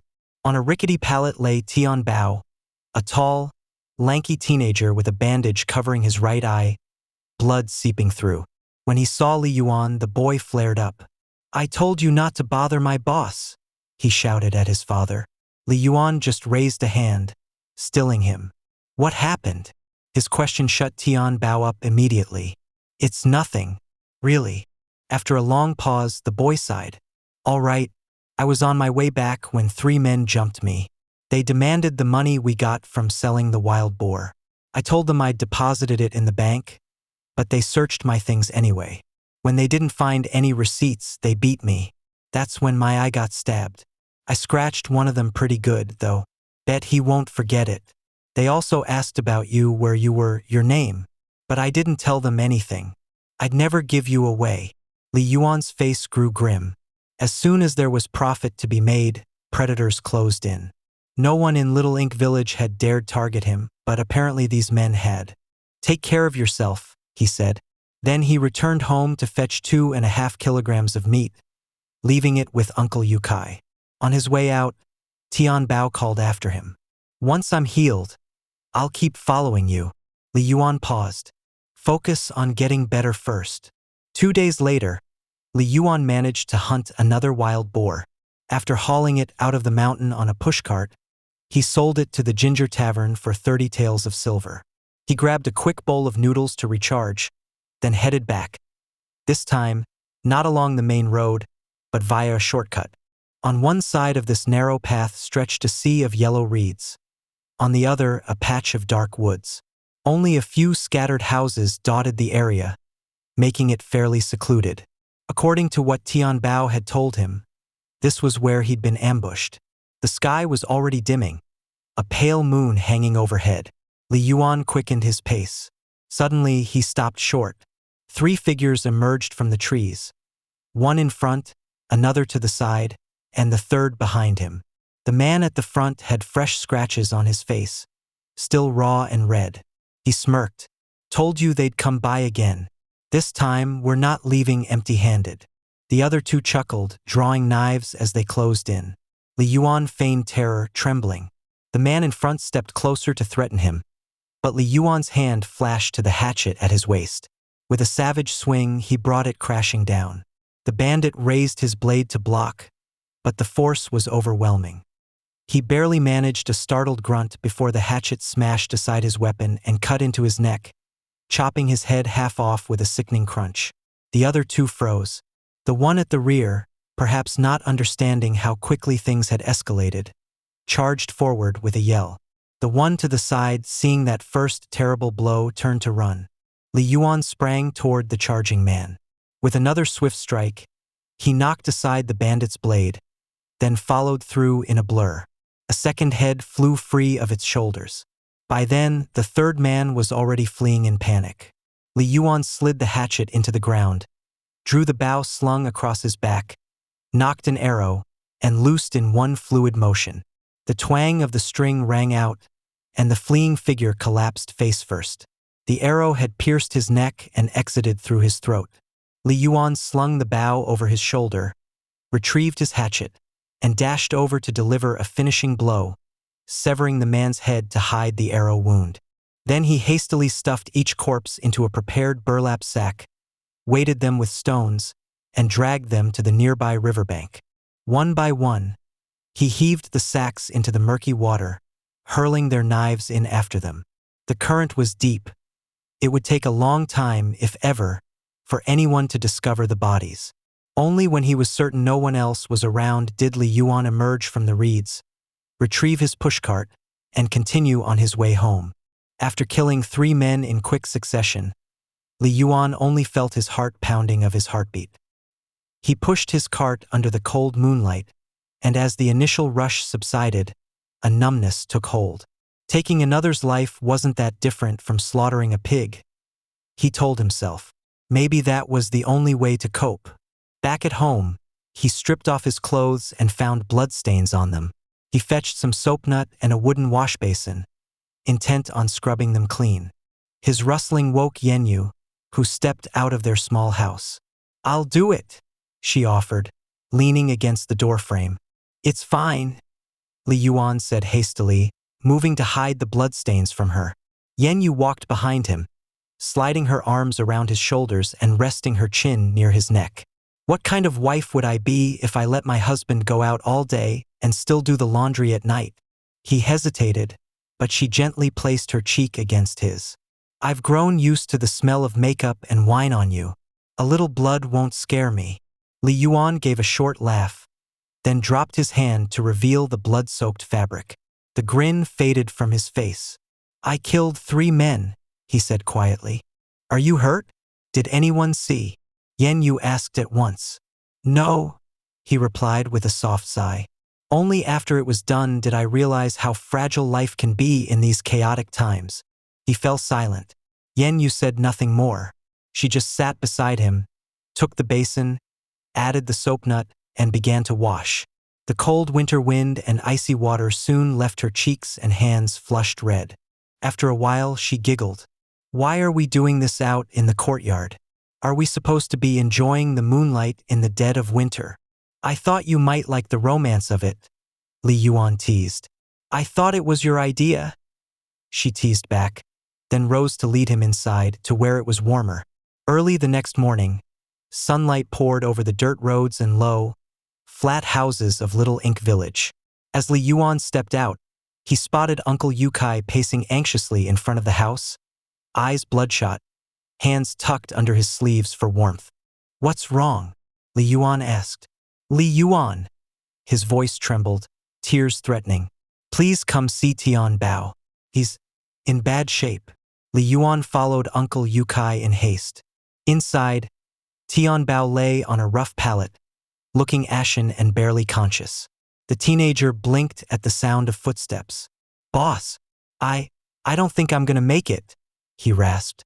Li Yuan glanced at Uncle Yukai, then pressed 2 large coins into the older man's hand. Go into town and get a doctor. Hurry. Clutching the coins, Uncle Yukai nodded, too panicked even to thank Li Yuan properly. He grabbed a neighbor for help and ran off at once. Li Yuan took a seat beside Tianbao. The boy managed a wry smile. I wanted to stick with you to make something of myself. I wasn't afraid of the danger. He broke off, his voice cracking. But I'm too weak. I lost one eye, and it's already killing me. My body can't handle anything. Why am I so useless? Li Yuan squeezed the boy's hand. Hang on. The doctor's on his way. It's no use, Tianbao murmured. No use. He trailed off, groaning in pain. Some time passed before Yan Yu arrived with a lunchbox. Li Yuan tried to get Tianbao to eat, but the boy couldn't stomach anything. Finally, in the early afternoon, the doctor arrived with Uncle Yukai. It happened to be the same one who had treated Li Yuan before, which made Yan Yu ask hopefully, Doctor, we still have some leftover medicine from last time. Could you maybe give us a bit of a discount? The doctor scowled. Are we here to treat your patient or haggle over medicine? Yan Yu bit her lip but said nothing more. The doctor examined Tianbao for a while, his brow knitting deeper by the moment. Silence filled the tiny room. He finally stood and walked outside. Uncle Yukai hurried after him. Prepare yourself, the doctor said gravely. No medicine can save him now. Uncle Yotsai's eyes reddened. Doctor, please. I only have this one son left. My wife died years ago, and my eldest is off at war. You have to save him. I'll pay anything. It's beyond me, the doctor replied. It's not just the eye. His injuries have led to more serious complications. His body's giving out. Yan Yu, having overheard, asked, What if we tried the medicine you prescribed my husband, something to replenish his energy?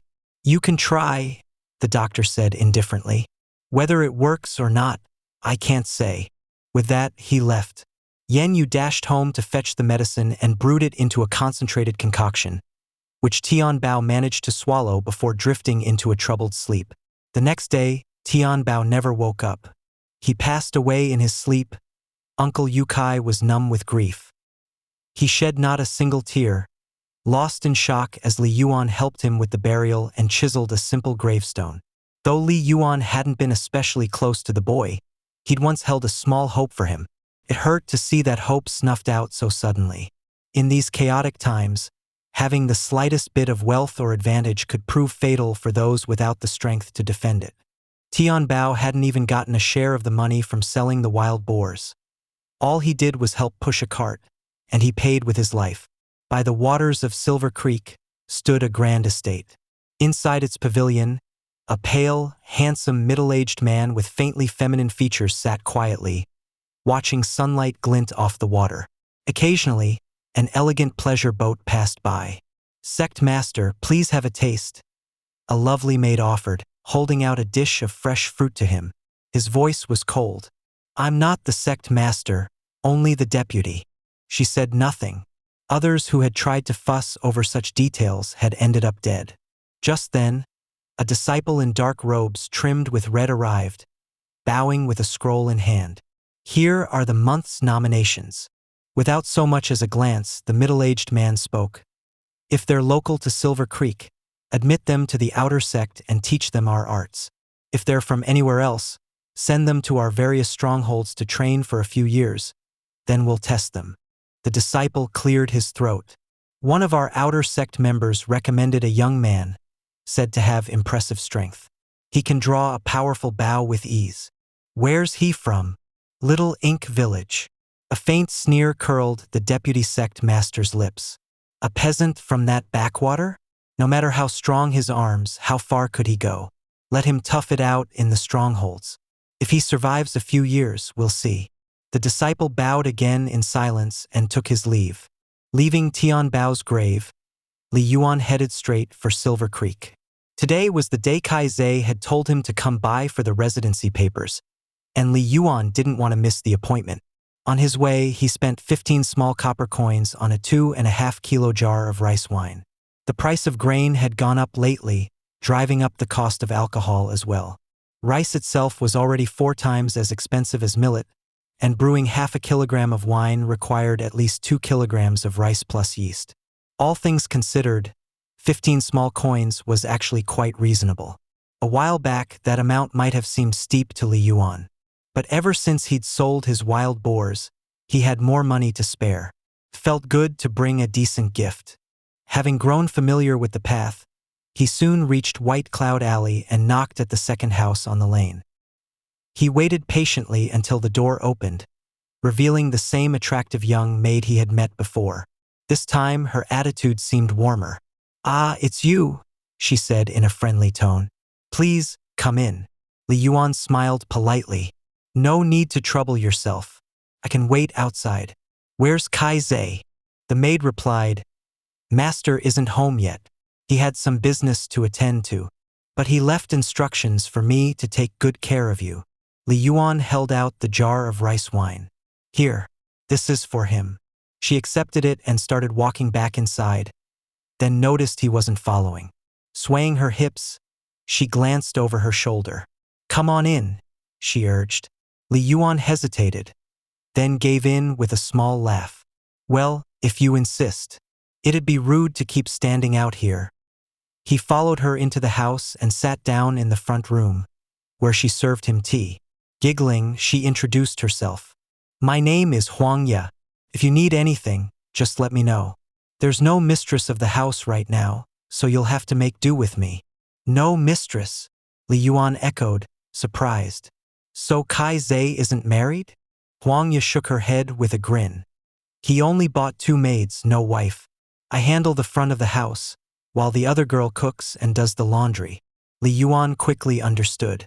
Rather than marry, Kai-Zai had purchased 2 lovely maids. They worked for him, pleased him, and hoped to secure their position. Should he have any needs, he simply turned to his maids. Huang Ye went on. "It's not uncommon in our sect. Sometimes, these maids are even sent to entertain other men." "Heh." Li Yuan blinked, slightly taken aback.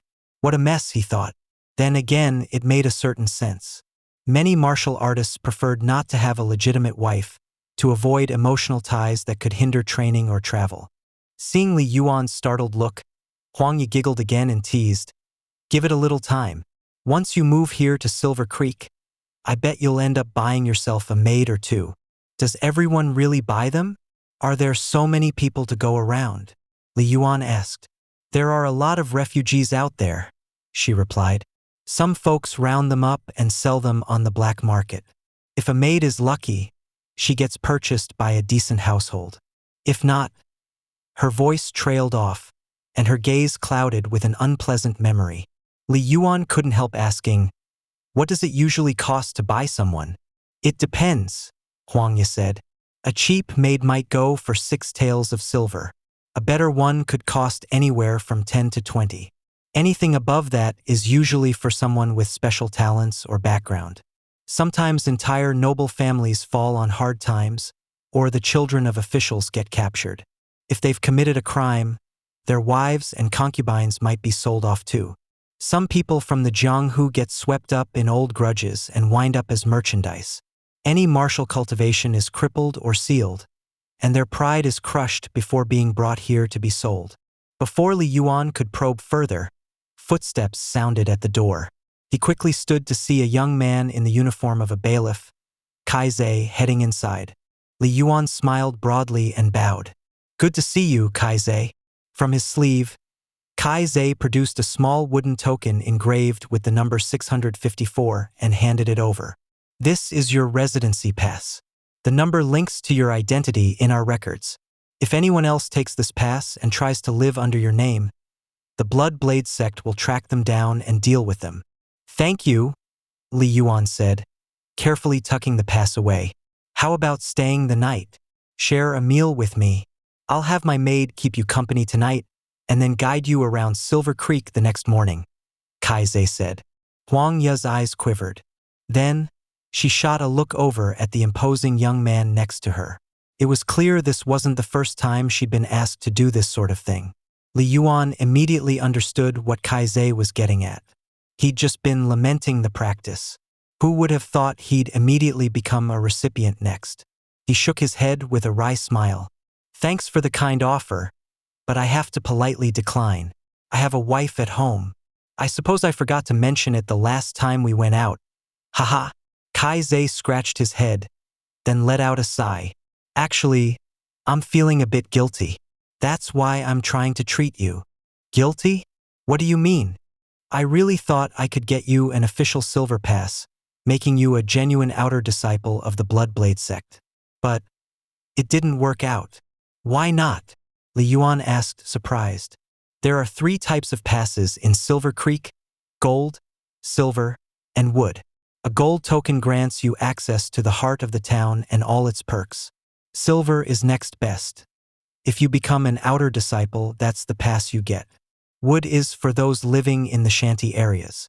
I was hoping to get you the silver token, but for reasons beyond my control, that fell through. Still, I managed to secure some benefits for you. Kai Zhe pulled out a second token, blood red with a black border that gave it a menacing aura. In the center was the same number engraved, 654. This token means you're an associate member of the Bloodblade sect. Even if you're not an official disciple, your status is at least better than most people in the shanty district. You should know there are many outsiders who aren't even allowed a place in those shanties. They're forced into the filthy backwater alley. Li Yuan took both tokens and bowed. This is more than enough. Thank you. Kai Zhe sighed again. Sorry. I really thought I could get you the silver pass. Truthfully, he knew why the plan had failed. The actual sect master was in seclusion, and the deputy sect master had a strong bias against people from remote places like Little Ink Village. Couldn't be helped. Li Yuan then asked, these numbers, what do they mean exactly? The 654 on the wooden pass is your assigned residence in the shanty district. You're the 654th household. The 197 on the Bloodblade sect pass is your rank among the associate members. The sect encourages competition to foster true strength, but such fights must be witnessed and formally agreed upon, not random brawls. If you keep winning, your rank goes up. Sects like ours view higher ranks more favorably and allocate better resources to them. Associate members can try for the Outer Disciple exam after 3 years, but only if they're ranked in the top 20. Then they fight among themselves, and the best get promoted to full membership. Kai Zhe paused for breath. Anyway, as an associate member, you'll have tasks, but you'll also gain advantages. I can help arrange for you to pick the job you prefer. Consider it my way of making up for not getting you that silver pass. He continued, the Bloodblade sect's operations in Silver Creek break down into 4 categories: bailiff duty, public market, black market, and watch patrol. Bailiff duty is what I do. You'll wear a government uniform to collect taxes and handle disputes. And if the actual government ever steps back in, they might accept you as a bailiff. Just don't expect promotions. Next is the public market. That's pubs, pleasure quarters, gambling houses, etc. You'd mainly keep the peace, handle troublemakers, and maintain order. On the plus side, you'd get plenty of perks, like discounts on entertainment. After that is the black market. Similar to the above but with more questionable goods. The upside is you'll see all kinds of items. If you're lucky, you might come across something valuable. Sect rules say if you legally purchase an item there, it's yours, no one can just take it from you. Finally is the watch patrol. Essentially, you'll be maintaining law and order around the township. You can bring a few men along and it looks impressive, but it's tough work with fewer benefits. So, Li Yuan, which would you rather do? After a few more questions, Li Yuan gained a basic understanding of how the Bloodblade sect worked. Broadly speaking, there were 2 types of disciples. The first was those who trained in the sect's martial arts and didn't engage in regular labor. This included all the inner disciples and some of the outer disciples. The second was those who maintained the sect's operations in its territories. This included associate members and some of the less talented outer disciples. Kai Zhe fell into this second category. Li Yuan had managed to secure his permit to live in Silver Creek, so being just an associate member didn't bother him too much. Of the 4 placement options he'd been given, he quickly ruled out watch patrol and bailiff duty. The watch patrol was too much hard work for too little reward. There was no point taking on that drudgery if he didn't have to. As for bailiff duty, though wearing an official uniform could bring plenty of bribes and gifts, it also meant running around to collect taxes. The odds of stumbling upon any useful martial arts manuals that way were slim. That left the public market and black market. The public market offered certain comforts and pleasures, an easy life of free samples, so to speak, while the black market had more risk, but also a vast array of goods passing through. If there was any chance of getting his hands on a new martial art, it would be there, so Li Yuan was leaning in that direction. As for the first category of sect disciples, Li Yuan recalled from Kai Zei's explanation that they divided their time in 3 phases. Disciples in the first phase stayed within the sect to train day in and day out, likely those still striving for basic breakthroughs. In the second phase, they formed teams to venture outside for real combat experience. Those were likely the ones pushing toward higher levels. Finally, in the third phase, they withdrew into closed-door cultivation, seeking a kind of enlightenment. The setup reminded Li Yuan of his own skill breakthrough memories. Advancing basic or intermediate skills came with repetitive practice. Advanced skills required real combat, and expert skill breakthroughs demanded moments of insight. Master skills needed a true mentor's guidance. All of it took time, effort, and resources. It made him appreciate that there was no free lunch in this world. A quick glance at the corner of his vision showed he had 96 stat points again. Perhaps he would invest them soon. Yet he also believed that if he had 10 parts of strength, he should usually show only 3, saving the rest for emergencies. Those unallocated points were his ace in the hole. With the new tokens in hand, Li Yuan said goodbye to Kai Zei and headed back to Little Ink Village. He was relieved. Even if he couldn't become a formal outer disciple of the Bloodblade sect and had to live in the Shanty district, at least he'd be moving to Silver Creek. His first major goal was accomplished. His social standing was on the rise. When Li Yuan got home, Yan Yu was washing clothes. He snuck up and hugged her from behind. Startled, she let out a yelp and nearly reached for the lime powder she kept for self-defense.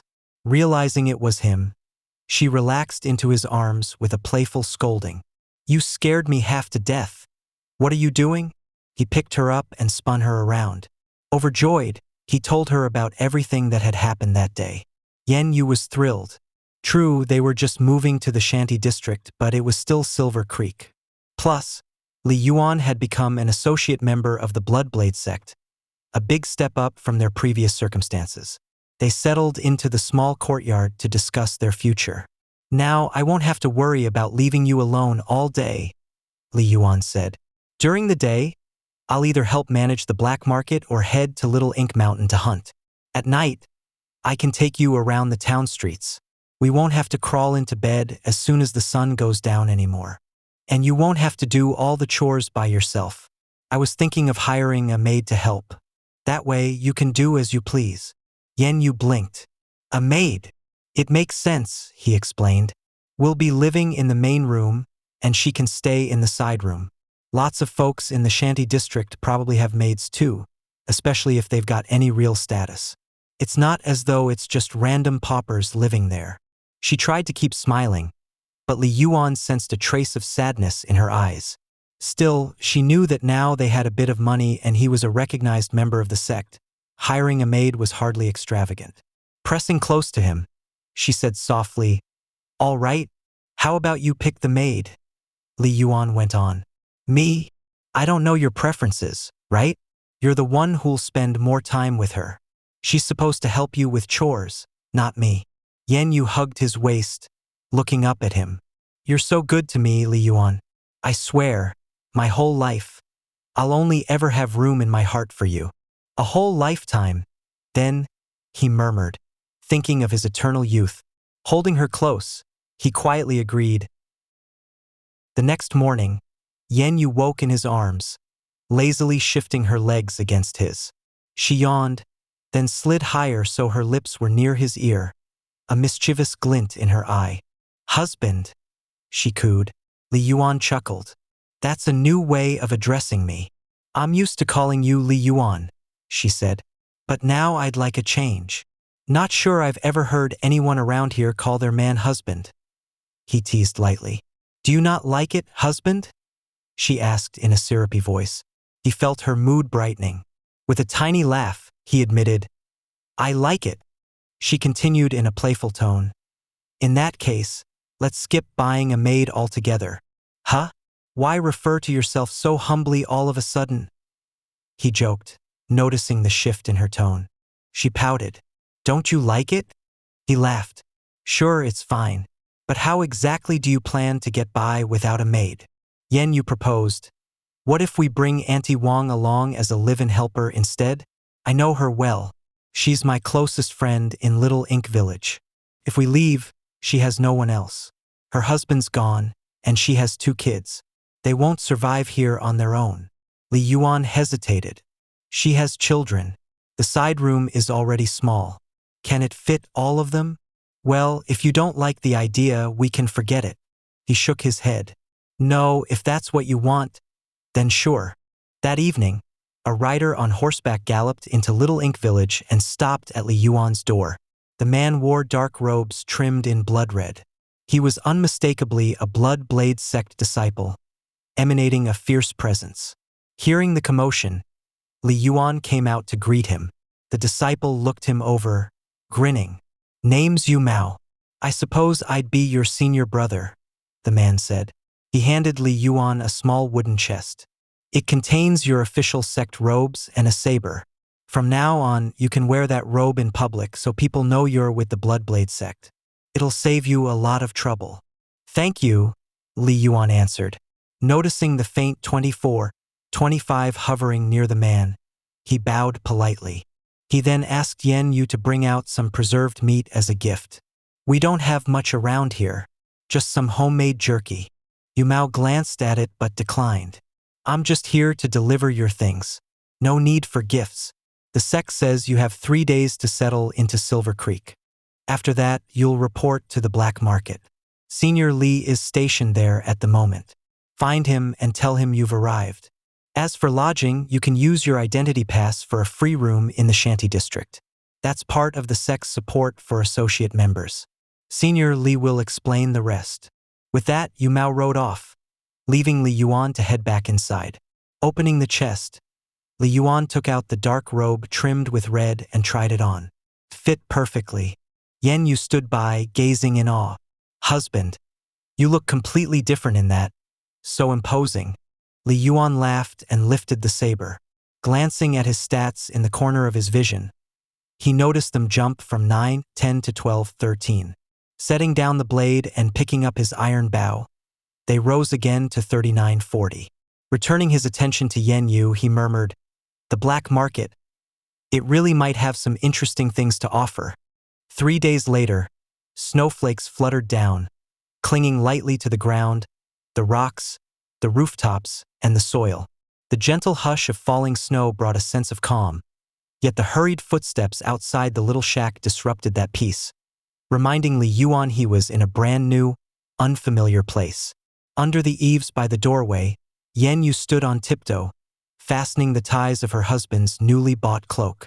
Then she wrapped her arms around his waist, rested her cheek against his chest, and said worriedly, It's your first day going to the black market? Li Yuan smiled. And there will be many more days like this to come. Still concerned, Yen Yu asked, There must be a lot of dangerous characters there. Will you? I'll be careful, Li Yuan reassured her. She nodded, then handed him an oil paper umbrella and a lunchbox. He took both, opened the umbrella, and stepped into the snowfall. Next door, the wooden door was already open. A charcoal stove puffed out plumes of steam, and the large kettle on top had just boiled, sending billows of white vapor into the late winter air. A cozy, homey scene. A slightly plump, middle-aged woman stood behind the stove, her face kind and welcoming. Hearing movement, she lifted her head and saw the young man walking through the snow, then smiled and called out, Master! Behind her, a young boy and girl peered shyly around her shoulders and echoed in unison, Master! These 3 were Auntie Wang and her 2 children, formerly neighbors of the Li family. They had followed Yen Yu to Silver Creek, feeling immensely grateful. Auntie Wang was quick to adapt to new circumstances. No longer calling Li Yuan by his name or addressing Yen Yu in her old way, she now formally used master and madam. Li Yuan stopped at the doorway. Auntie Wang, treat this place like your own. If you need anything, just let Yen you know. No need to stand on ceremony. Auntie Wang bobbed her head. Understood, master. Take care. The black market in Silver Creek occupied a peculiar location, a small island in the middle of Silver Creek Lake. Though called a creek, Silver Creek was actually a large lake, with most of its waters outside Gemhill County and only a portion within. Because of this, outsiders could travel by boat straight into the county. The Black Market's island sat right in the path that led from the lake into Gemhill County, like a natural barrier augmenting the county's defenses from the water route. Li Yuan had learned a bit about this place when he paid a visit to Kaizei. This entire area belonged to the Blood Blade sect, a nation within a nation. Even when the Red Lotus rebels attacked the county, they never tried to invade from here. Thanks to the island's special geography, a lot of black market goods bypassed the county's overland checkpoints and arrived directly by water, allowing for a far wider variety of items to be traded. And now, Li Yuan stood on a small skiff bound for the black market. Snow fell across countless homes, while layer upon layer of ripples spread across the lake's surface. The young man stood alone at the bow, dressed in the Blood Blade sect's black robes trimmed with red, bundled in a navy blue winter cloak. An umbrella rested in one hand, a bow on his back, and a blade at his waist. The skiff cut across the greenish lake like an arrow, leaving a wake that was quickly swallowed up. After about the time it takes for an incense stick to burn, the boat drew up to the island's shore. The boatman hopped onto the dock and began securing the mooring rope, waiting for passengers who would make the return trip. Li Yuan stepped off the boat. A man wearing a simple padded jacket but carrying a blade at his waist caught sight of his attire and hurried over. After Li Yuan showed his identity token as an associate member of the Blood Blade sect, the man bowed and said, "Ah, young Master Li, I'm one of the island's menial workers. Senior Li asked me to wait here and guide you all. Whenever someone arrives, I'm to take them to see him." Young Master Li? Li Yuan paused, then remembered that the person in charge on this island also had the surname Li. The staff called him Senior Li, so naturally they called Li Yuan the young master. It was just a polite form of address. After all, he was still a newcomer to the sect. No need for formalities. Li Yuan is fine, he said. Lead the way. The man led him through the black market, and Li Yuan carefully took in his surroundings. He quickly realized the market had both a front and a back. Coming from the county side, he had landed on the southern part of the island, where a few scattered buildings housed Blood Blade sect disciples and armed attendants. This side was relatively safe because all people and goods from Silver Creek would be inspected at the armory checkpoint before landing here. In other words, he had arrived at the market's back entrance. Meanwhile, Senior Li was stationed at the side facing the outside of the county, which was riskier, naturally the market's front entrance. Contrary to Li Yuan's assumptions, the black market wasn't just some dark, chaotic place. It had open-air stalls, proper shops, and even tall buildings. He quickly adjusted his preconceptions. This market was black in terms of what it sold, not in how it looked. Clearly, in order to attract all kinds of contraband, the Blood Blade sect had invested in the necessary infrastructure, shops and other basic facilities, to keep business thriving. They walked on for a while before Li Yuan suddenly halted, having heard the sound of several women sobbing. He turned and looked toward a narrow alley framed by evergreen wood. The crying drifted from somewhere deep inside, and the alley seemed to lead to another section of the black market, one that felt distinctly separate from this side. "What's that place?" Li Yuan asked. "Li. No, young Master Li," the menial worker stammered. "Just call me Li Yuan." I wouldn't dare," the worker said hastily. "If anyone found out I'd spoken your name so casually, I wouldn't stand a chance around here." Li Yuan sighed.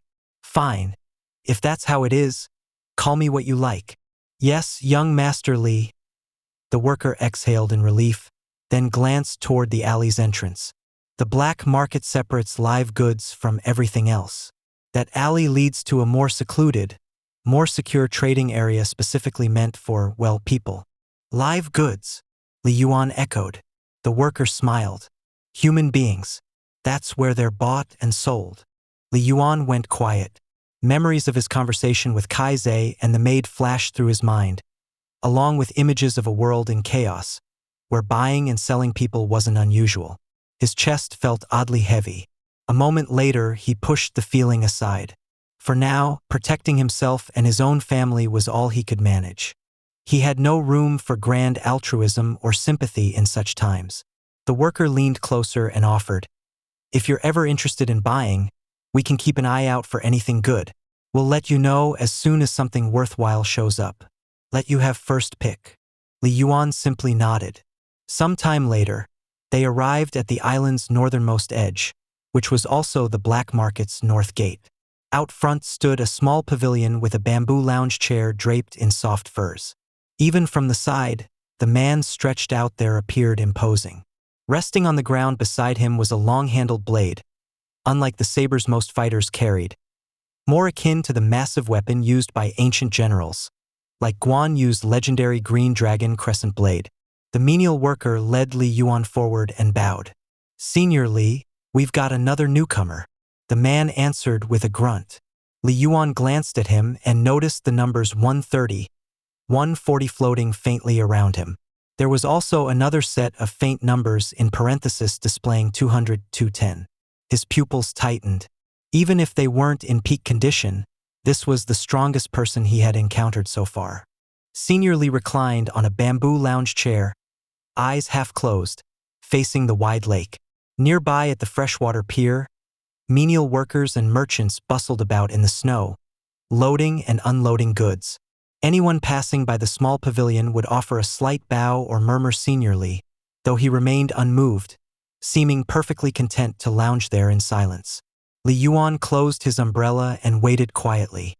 After a while, another group arrived, 3 Blood Blade sect disciples led by the same attendant who had shown Li Yuan the way. 2 were young men, 1 a young woman, all around Li Yuan's age or just a few years older. Only when the 4 of them stood together did Senior Li speak, still not bothering to open his eyes. Associate number 180 Zhao Jinan. A grim-looking youth, with faintly visible numbers 7, 8 around him, responded, "Here."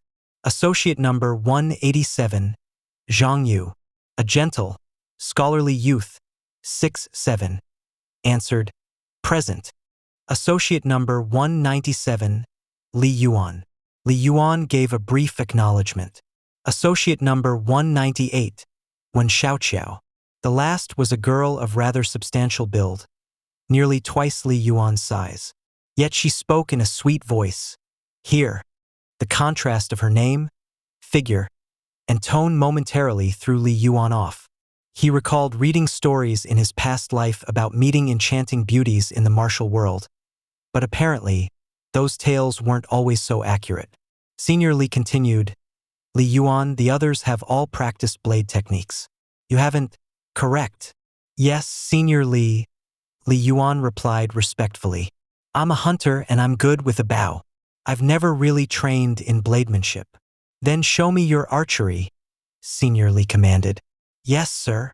Li Yuan stepped forward, took out his bow and nocked an arrow. Slowly, he drew the string back. The other 3 newcomers watched intently. Though the Blood Blade sect forbade its disciples from harming each other, everyone understood that competition within the sect was fierce. In truth, they were all rivals, potential enemies.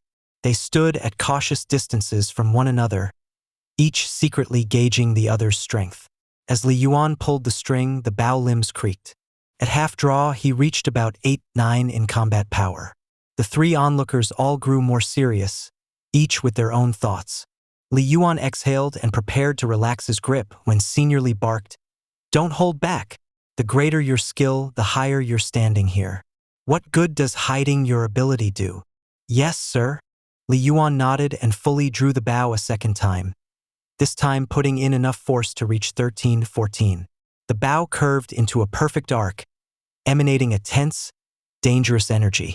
His 3 fellow associates exchanged startled, wary glances. At that, Senior Li finally sat up. Studying Li Yuan for a moment, he said, "You need a better bow." That blacksmith's bow you brought isn't even up to our basic standard. With that, he walked over to a weapon rack behind his chair, rummaged around, and tossed over a steel bow and a quiver of arrows. This is just an ordinary bow in our sect. Give it a try. Li Yuan took the bow from Senior Li. As soon as he held it, the numbers hovering around him changed from 3940 to 5455, making him pause in surprise. He raised an arm and slowly drew the bow. This time he had to exert about 1920 overall combat power. Senior Li said, "You've reached an entry rank, haven't you?" Li Yuan's heart skipped a beat. Before he could reply, Senior Li continued, "That's good to see. Among all the associate members stationed here at the black market, you're the only one who's achieved entry rank." Li Yuan simply stood there in silence. Senior Li then asked, "How old are you?" "I'm 17 years old." Senior Li nodded and closed his eyes again. "I heard them call you young Master Li just now. At such a young age, already at entry rank, sharing a family name with me, well, you can at least borrow the courtesy of that title. Whether you can keep it is up to you." That said, the Blood Blade sect focuses heavily on blade skills, which come bundled with their own internal martial cultivation technique. If you've already been cultivating something else, switching to our system won't be easy. In that sense, the black market suits you well enough.